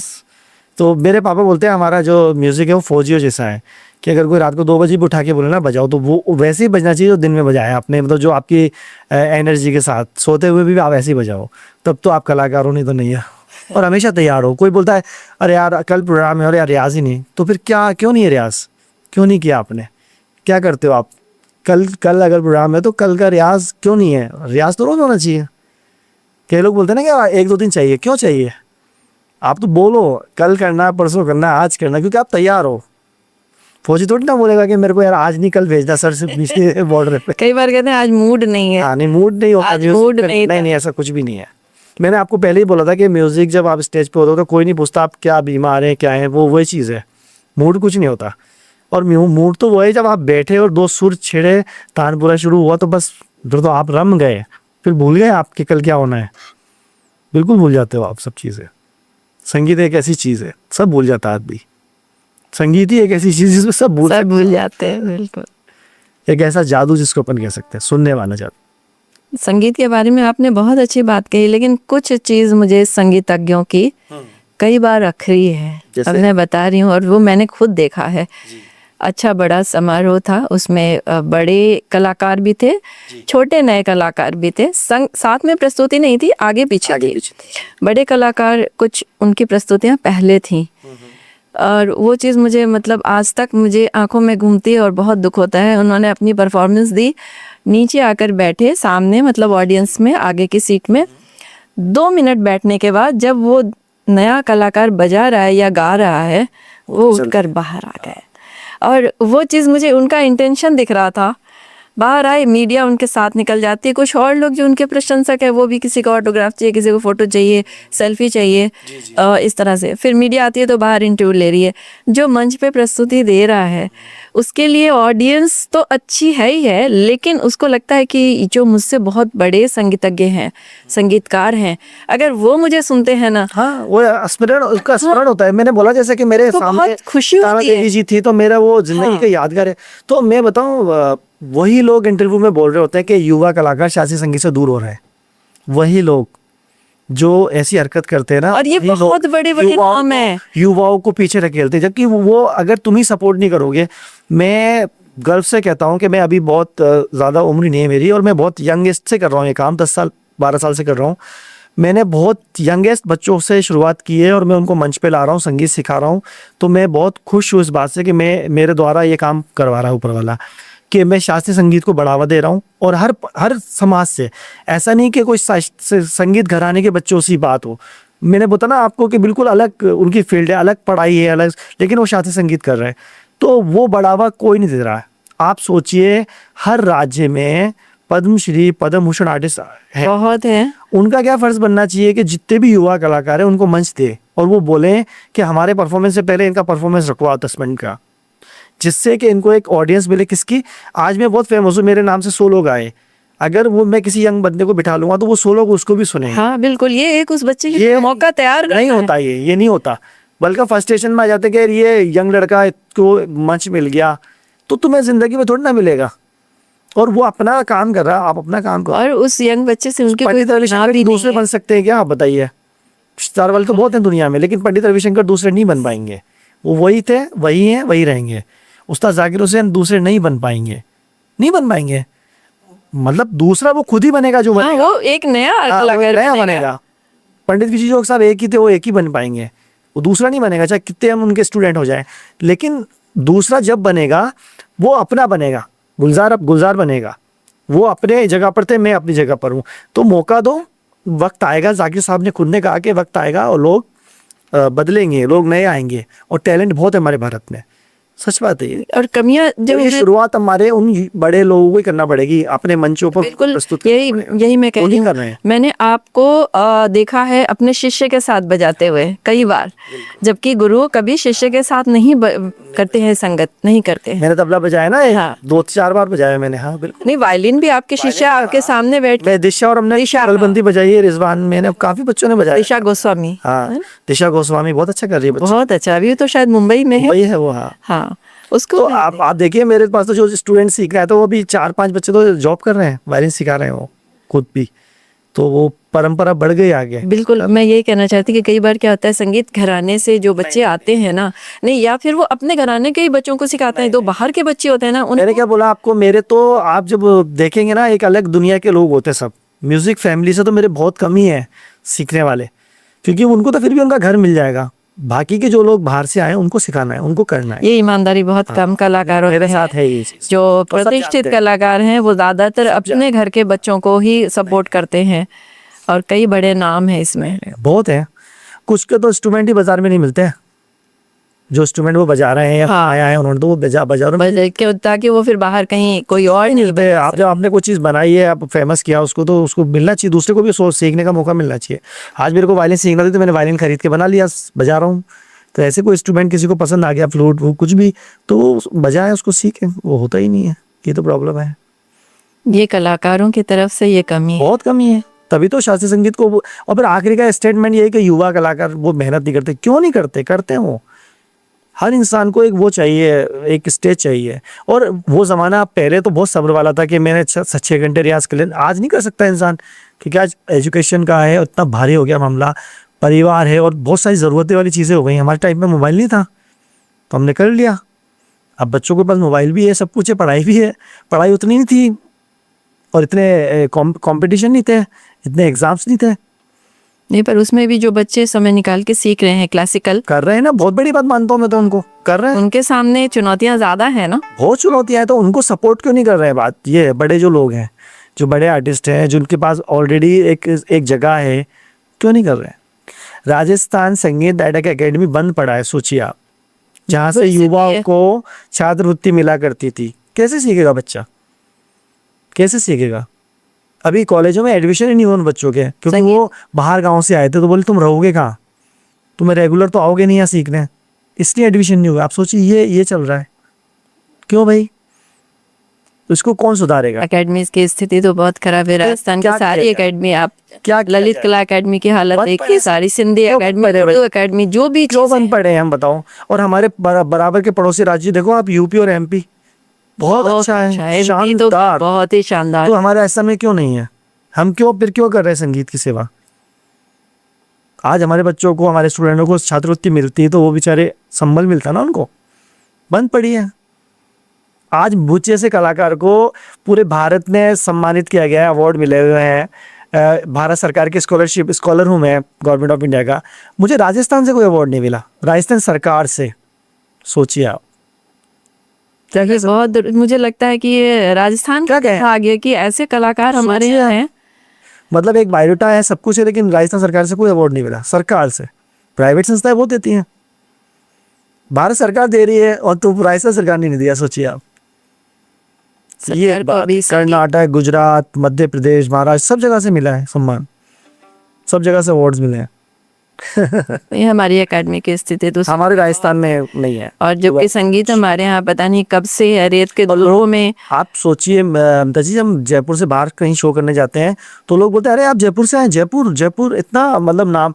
और हम जब राजस्थान और संगीत, मतलब लोग एक सुर, एक धुन सुन के ही समझ जाते हैं राजस्थान का है। बिल्कुल। लेकिन यहाँ पर इस चीज को, यहाँ पर वो चीज का मतलब वो नहीं है, सम्मान नहीं है। सम्मान कह सकते हैं, बिल्कुल सम्मान नहीं। सोचने वाले। मैं एक बार बन्नू बेगम जी से मिली थी। हाँ। ये हमारे राजघराने की गायिका रही हैं। बिल्कुल। ये जब हमारी राजमाता जी थी, जी जी, राजमाता गायत्री देवी जी, उनके पुत्र के विवाह, उनके पुत्र के जन्मोत्सव में उन्होंने गाया था। उसका मुझे उन्होंने किस्सा बताया। फिर जो राजमहल में जब संगीत होता था, दिवाली या होली, पूर्णिमा, अमावस्या, हर के क्या पोशाक होती है, उन्होंने मुझे पोशाकें भी दिखाई थी। मैं बड़ी भाग्यशाली हूँ जो मैं उनसे मिल पाई, क्योंकि राजघराने में जिन्होंने संगीत की प्रस्तुतियाँ दी हों, बहुत बड़ी बात। क्या अदब था, कैसे करते थे, उन्होंने सारा बताया था मुझे। और उनकी जो पोशाक थी कुछ एक मुझे दिखाई थी। उन्होंने एक टीन के बक्से में, लोहे के बक्से में उनको सबको समेट के बहुत संभाल के रखा था। उनमें जो जरी थी ना, सोने की जरी। हाँ बिल्कुल। अब देखिए ना, राज घराने में संगीत कितना बड़ा होगा कि मथुरा वालों की हवेली घाट गेट पे जो है, आज वो मेरे ख्याल से 5-7 ज़्यादा ही 10-12 एकड़ में है। वो राजा ने उनको दान में दी थी, मतलब दिया था कि आप संगीतज्ञ हो, आप मथुरा से आए हो तो आप यहाँ रहो, और वो तामपत्र पे लिख के उनको दे दी। सोचिए आप, किसी कलाकार को राजा एक महल दे दे, हवेली आज तो महल ही है वो। बिल्कुल, बहुत बड़ा क्षेत्र, बहुत बड़ी बात है मतलब ये।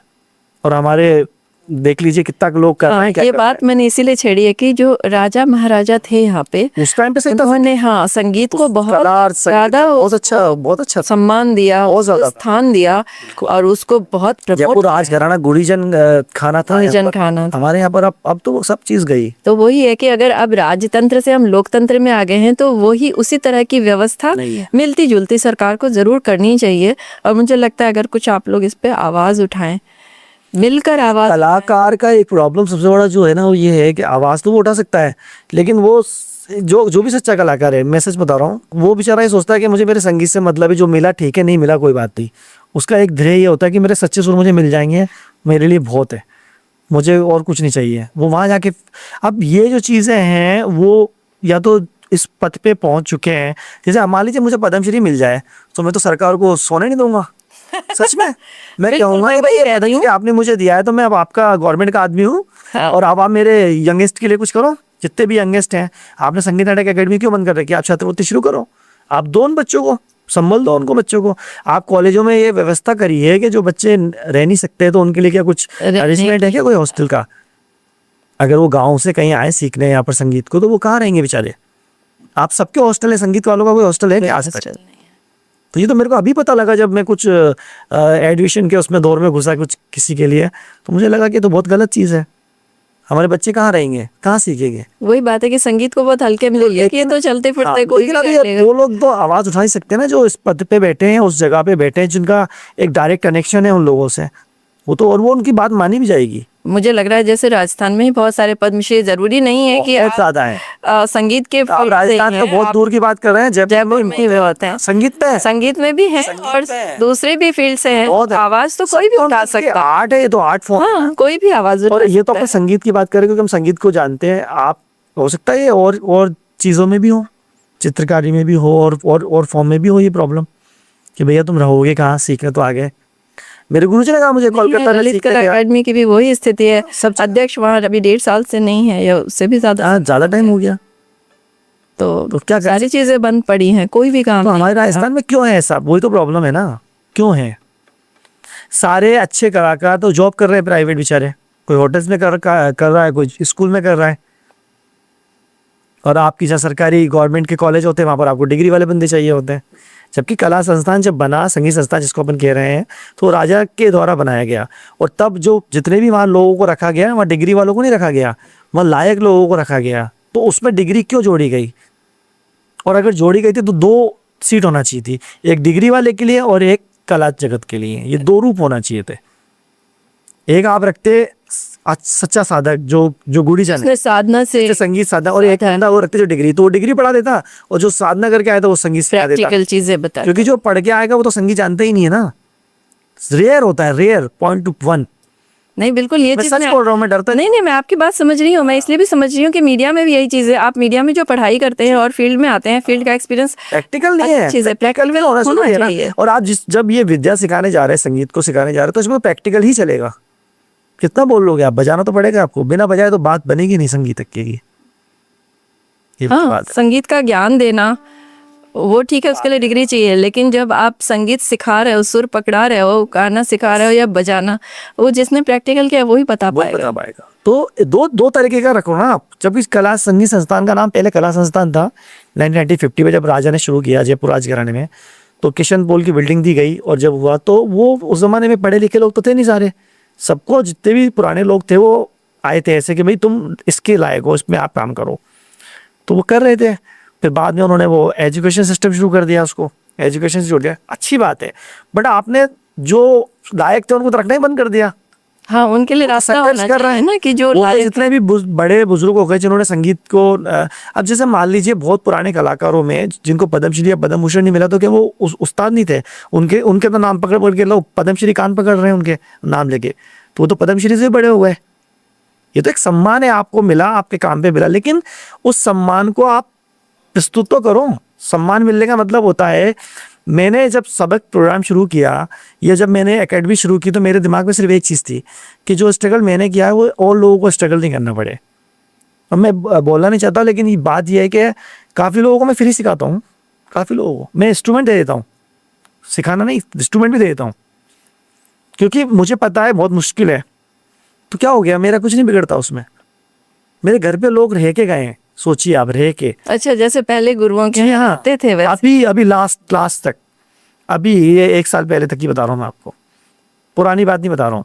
मेरे घर पे अभी तक लोग रहते हैं। आज भी कोई आएगा तो रहेगा वो, कि अगर जैसे कोई अजमेर से या दिल्ली से बम्बई से आएगा कि सर हम कहाँ रहते हैं, तो मेरे घर पे रह भैया तू। अच्छा, तो आप हाँ। उनका भोजन, रहने की व्यवस्था सब बिल्कुल ऐसा है, बिल्कुल ऐसा है। और ये जानते हैं, जो खास लोग हैं वो जानते हैं इस बारे में। और आज वो बच्चे नौकरियों पे लग गए हैं, बढ़िया मकान ले लिया उन्होंने जयपुर में, अच्छा काम कर रहे हैं वो। सोचिए, मैं तो यंग हूँ, मेरी कोई इतनी उम्र नहीं है अभी। ये काम मैंने मतलब 22 साल की उम्र से शुरू कर दिया था।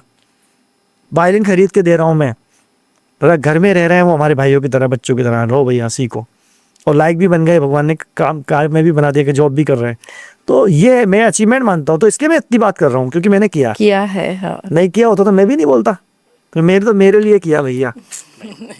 आपके एकेडमी से कितने बच्चे निकल चुके हैं? मेरे एकेडमी से अभी 6 लोग तो जॉब कर रहे हैं, और एक बच्ची जो बॉम्बे में है अभी, दिशा। इस वक्त कितने हैं? अभी 25-30 बच्चे हैं मेरे पास, 25 से 30 बच्चे हैं जो परफॉर्म करते हैं हर साल। सितंबर में हम उस्ताद काले खान साहब संगीत समारोह करते हैं, तो उसमें परफॉर्म करते हैं।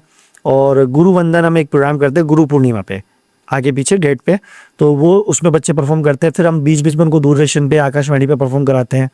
और बीच बीच में कई संस्थाएं भी हमें बुलाती हैं, तो उस पर भी बच्चे परफॉर्म करते हैं और उनके एग्ज़ाम भी हम करा रहे हैं। 30-35 बच्चों को तो संगीत विशारद करा चुका हूँ मैं, और एमए कर रहे हैं कई कई बच्चे। और उस डिग्री से, उस डिप्लोमा से, उस म्यूज़िक से उन बच्चों के अमेरिका जैसे कॉलेजों में एडमिशन हो गए हैं, क्योंकि एक्स्ट्रा क्वालिफिकेशन चाहिए उनको। आप पढ़ के आए हो वो तो ठीक है, लेकिन आप एक्स्ट्रा क्या करके लाए हो, और उस पर भी भारतीय शास्त्रीय संगीत सीखे हुए हो, तुरंत आपको स्कॉलरशिप मिल जाती है। तो ये अचीवमेंट है हमारे, कोशिश।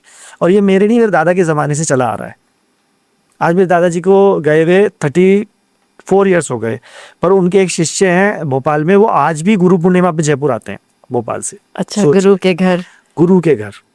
ओह। तो क्या रहा होगा, और गुरु का स्थान और है क्या उन्होंने उनको सिखाया होगा, क्या उनका एक अचीवमेंट है। तो ये परंपरा हमारे है, आज भी है। तो मैं ऐसे ही नहीं बोल रहा, तो मेरा मन इसलिए दुखी होता है कि अगर उस लायक मैं बन जाऊं तो फिर तो मैं तो पता नहीं क्या करूँगा उन बच्चों के लिए जो सीखने आए हैं। अब कोई बच्चा एडमिशन लेने आया, आपने उसकी फीस तो बहुत कम रख रखी है, लेकिन वो रहेगा का बच्चा, आपने वो तो सोचा ही नहीं। राजस्थान संगीत संस्थान या राजस्थान यूनिवर्सिटी या राजस्थान कॉलेज जो भी है XYZ, तो आप राजस्थान के बच्चों को तो रखोगे ना। बिल्कुल, ये तो बहुत अफसोस की बात यह भी है कि बाहर के यूपी MP के लोगों को जॉब पे रखा जा रहा है राज्य सरकार में, क्योंकि हमारे यहाँ लायक ही नहीं है। तो लायक कैसे होंगे जब हम लायक बनाने के लिए आपने मौका ही नहीं छोड़ा दिया, और जो लायक है उनको आप डिग्री वाला नहीं मानते हो। बहुत बड़ी विसंगति तो है। क्या करें इसके लिए, क्या बताए, आप क्या कर सकते हैं बताओ। हम हमारे स्तर पे काम कर ही रहे हैं, हमने सबक का एक मंच बनाया, वहाँ परफॉर्मेंस करा रहे हैं हम लोगों के, कि भाई कम से कम दुनिया उनको पहचानेगी। तो वही पहचाना लोगों ने, तो गए वो काम करने। सम्यक। मेयो कॉलेज भी जॉब कर रहा है एक बच्चा हमारा। अरे वाह, अजमेर में। तो ये अचीवमेंट है हमारा। बड़े बड़े स्कूलों में, जयपुर के बड़े प्राइवेट स्कूल जो बड़े बड़े, सब में काम कर रहे हैं। गुलजार जी, आप एकेडमी की बात कर रहे हैं, मुझे बड़ा अच्छा लग रहा है कि बच्चे अब आपके यहाँ सीख रहे हैं, आपकी जो लेगेसी है उसको आगे लेके जा रहे हैं। तो अभी बच्चे क्या सीख रहे हैं आपके यहाँ पे? मेरे दिमाग में 2008 में, क्योंकि मैं बहुत यंगेस्ट था तब तो, और तब मेरे दिमाग में आया कि मैं संगीत कर रहा हूँ, अच्छा परफॉर्म कर रहा हूँ, तो मेरे को इन बच्चों को, जो बच्चे भटक रहे हैं, मतलब जिनको सही स्थान नहीं मिल रहा सीखने का, तो कैसे किया जाए। तो अब क्योंकि ये कल्चर है कि आप कोई एकेडमी या कोई संस्था बनाते हैं, तो मैंने कहा ठीक है, एक एकेडमी बनाते हैं। गुलजार वायलिन एकेडमी की स्थापना मैंने 2008 में की और शुरू किया छोटा मोटा। और उस एकेडमी का हमारा कोई जगह प्लॉट नहीं था, कोई ज़मीन नहीं थी, हमने घर जाके सिखाना शुरू किया पहले। अच्छा, आप जाकर घर जाके सिखाना शुरू किया। कुछ स्टूडेंट के घर पे कुछ बच्चे आए, उसमें बच्चे काफ़ी ऐसे भी आए जिनके पास इंस्ट्रूमेंट नहीं था, हमने कोशिश की इंस्ट्रूमेंट दिलाएं। कुछ लोग जुड़े भी, कुछ हमने हमारी तरफ से भी किया, क्योंकि मैं कमाने वाला था, मैं जॉब करता था और शोज करता था, तो कोशिश की और फिर वो चलता रहा। पर सही मायनों में जो एकेडमी शुरू हुई वो हमारी 2021 में शुरू हुई प्रॉपर, जो सुभाष रोड पे हमने घर लेके शुरुआत की। अब वहाँ बच्चे काफ़ी सीखने आ रहे हैं, और आप अभी तक उसमें से 35-40 बच्चों को हम लोगों ने डिप्लोमा और ये करवा रखा है, डिग्री राजस्थान यूनिवर्सिटी से। और उसके अलावा 7 से 8 बच्चे जॉब कर रहे हैं वायलिन में, और उसके अलावा एक बच्ची है जो अभी बॉम्बे में है, वो इंडस्ट्री के लिए काम कर रही है, बजा रही है, कोशिश कर रही है। और ये हमारा एक चल रहा है चलन। दूसरा, जो बच्चे सीखते हैं उनको हम स्टेज भी करते हैं, जैसे हमारा एक सबक प्रोग्राम करते हैं हम लोग, उसमें फिर हमारी जो और भी संस्थाएं हैं वो जो हमको मानते हैं कि भाई इन बच्चों को जगह मिलना चाहिए, स्थान मिलना चाहिए, तो वो भी बुलाते हैं हमें समय समय पे, वो परफॉर्मेंस कराते हैं। तो उन बच्चों से थोड़ा सा उनके मन में ये रहता है कि हमने जो सीखा वो अच्छी चीज़ है, हमको पेश करने का मौका मिल रहा है, हमको रिवॉर्ड मिल रहे हैं, हमको सम्मान मिल रहा है, हमको प्रमाण पत्र मिल रहे हैं, तो उनको जीवन में आगे बढ़ा रहा है, और वो उसको रियाज करते जा रहे हैं, सीखते जा रहे हैं। तो वो एक एकेडमी कह लें या गुरु परंपरा का एक वो कह लें आप, वो सब चीज़ें जुड़ती गई हैं उन बच्चों की, और वो कर रहे हैं, काफ़ी अच्छा कर रहे हैं। तो बहुत खुश हूँ मैं इस बात से। बहुत अच्छा। आपने इतनी मेहनत की अपने ऊपर, फिर बच्चों के ऊपर कर रहे हैं। जी। तो मैं उम्मीद करती हूँ कि ये परंपरा चलती रहेगी। कल ये बच्चे बड़े हो जाएंगे और ये अच्छा संगीत सीख लेंगे, तो ये अगली पीढ़ी को सिखाएंगे। बिल्कुल। तो ये चीज़ हस्तांतरित होगी आगे। जी बिल्कुल। और बहुत खुशी हुई। ये तो संगीत का हमारा यही होना चाहिए कि हमने समाज से लिया, हमने दिया क्या, तो देना ज़रूरी है, बहुत ज़रूरी है। और किसी भी रूप में, वो कहते हैं ना, कोई सा भी छोटे से छोटा भी दान आप कर सकते हैं तो करिए। ज़रूरी नहीं कि बहुत बड़ा दान ही आप कर रहे हैं किसी चीज़ का, छोटा दान भी कर देंगे तो बहुत है हमारे लिए, वो चीज़ है। इसको मैं बहुत मानता हूँ। चलिए, बहुत अच्छी बात है। आप एक सुरीले संगीत के सफ़र पे हैं और इसके साथ बहुत ही अच्छी सोच रखते हैं, ये अच्छी बात है। तो इन दोनों की जुगलबंदी मुझे लगता है संगीत को राजस्थान में बहुत ऊंचाइयों तक ले बिल्कुल जाएगी। बिल्कुल, बहुत जल्द अच्छा से अच्छा होगा। और मैं बहुत शुक्रगुजार हूँ कि आप लोगों ने मुझे यहाँ बुलाया और बहुत अच्छी बातें की और बहुत सारी चीज़ें मेरे दिल से निकली हैं, जो मुझे खुद को बहुत अच्छा लग रहा है, क्योंकि मैं चाहता था कि कुछ बातें निकले इस मंच पे और वो लोगों तक पहुँचे। तो शायद अगर एक ने भी सुन ली तो काफ़ी लोगों का भला हो जाएगा। बहुत बहुत धन्यवाद, बहुत बहुत शुक्रिया। तो ये थे गुलजार हुसैन, जो वायलिन के साथ एक इनकी जुगलबंदी है ये, और वायलिन यही जोड़ी है। वायलिन के पर्याय हैं ये आज, और राजस्थान में अगर वायलिन का नाम आता है तो गुलजार हुसैन ही सभी जानते हैं। लेकिन अगली पीढ़ी ये तैयार कर रहे हैं। हमें बहुत खुशी है कि गुलजार हुसैन आज हमारे स्टूडियो में थे और इन्होंने सिर्फ अपनी बातें नहीं बताई, अपने सुर भी छेड़े। उम्मीद करते हैं आप लोगों को भी ये सुर पसंद आए होंगे। आज का ये पॉडकास्ट यहीं पर हम समाप्त करते हैं। अगले पॉडकास्ट में हम किसी और मेहमान के साथ आपसे दोबारा मिलेंगे। नमस्कार। आप सुन रहे थे let's mike more than radio. Follow कीजिए हमें हमारे सोशल मीडिया प्लेटफॉर्म्स पर। It's time for news. It's time for more than radio. Presenting the first radio news app, Let's Mic. Let's Mic, a news-based app on your phone where you get to watch and listen news, talk shows, interviews, radio show podcasts. On Let's Mic, you get all relevant information of TV, print, radio, podcast, and digital. Let's Mic talks about every segment of life.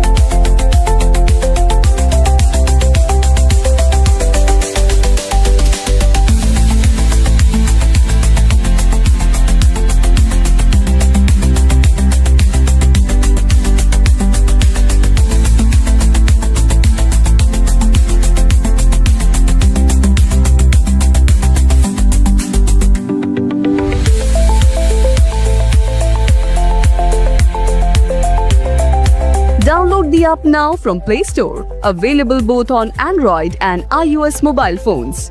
Follow us on YouTube, Instagram, Twitter, LinkedIn, Facebook, Telegram, WhatsApp, Snapchat. Let's talk, let's connect, and let's mic.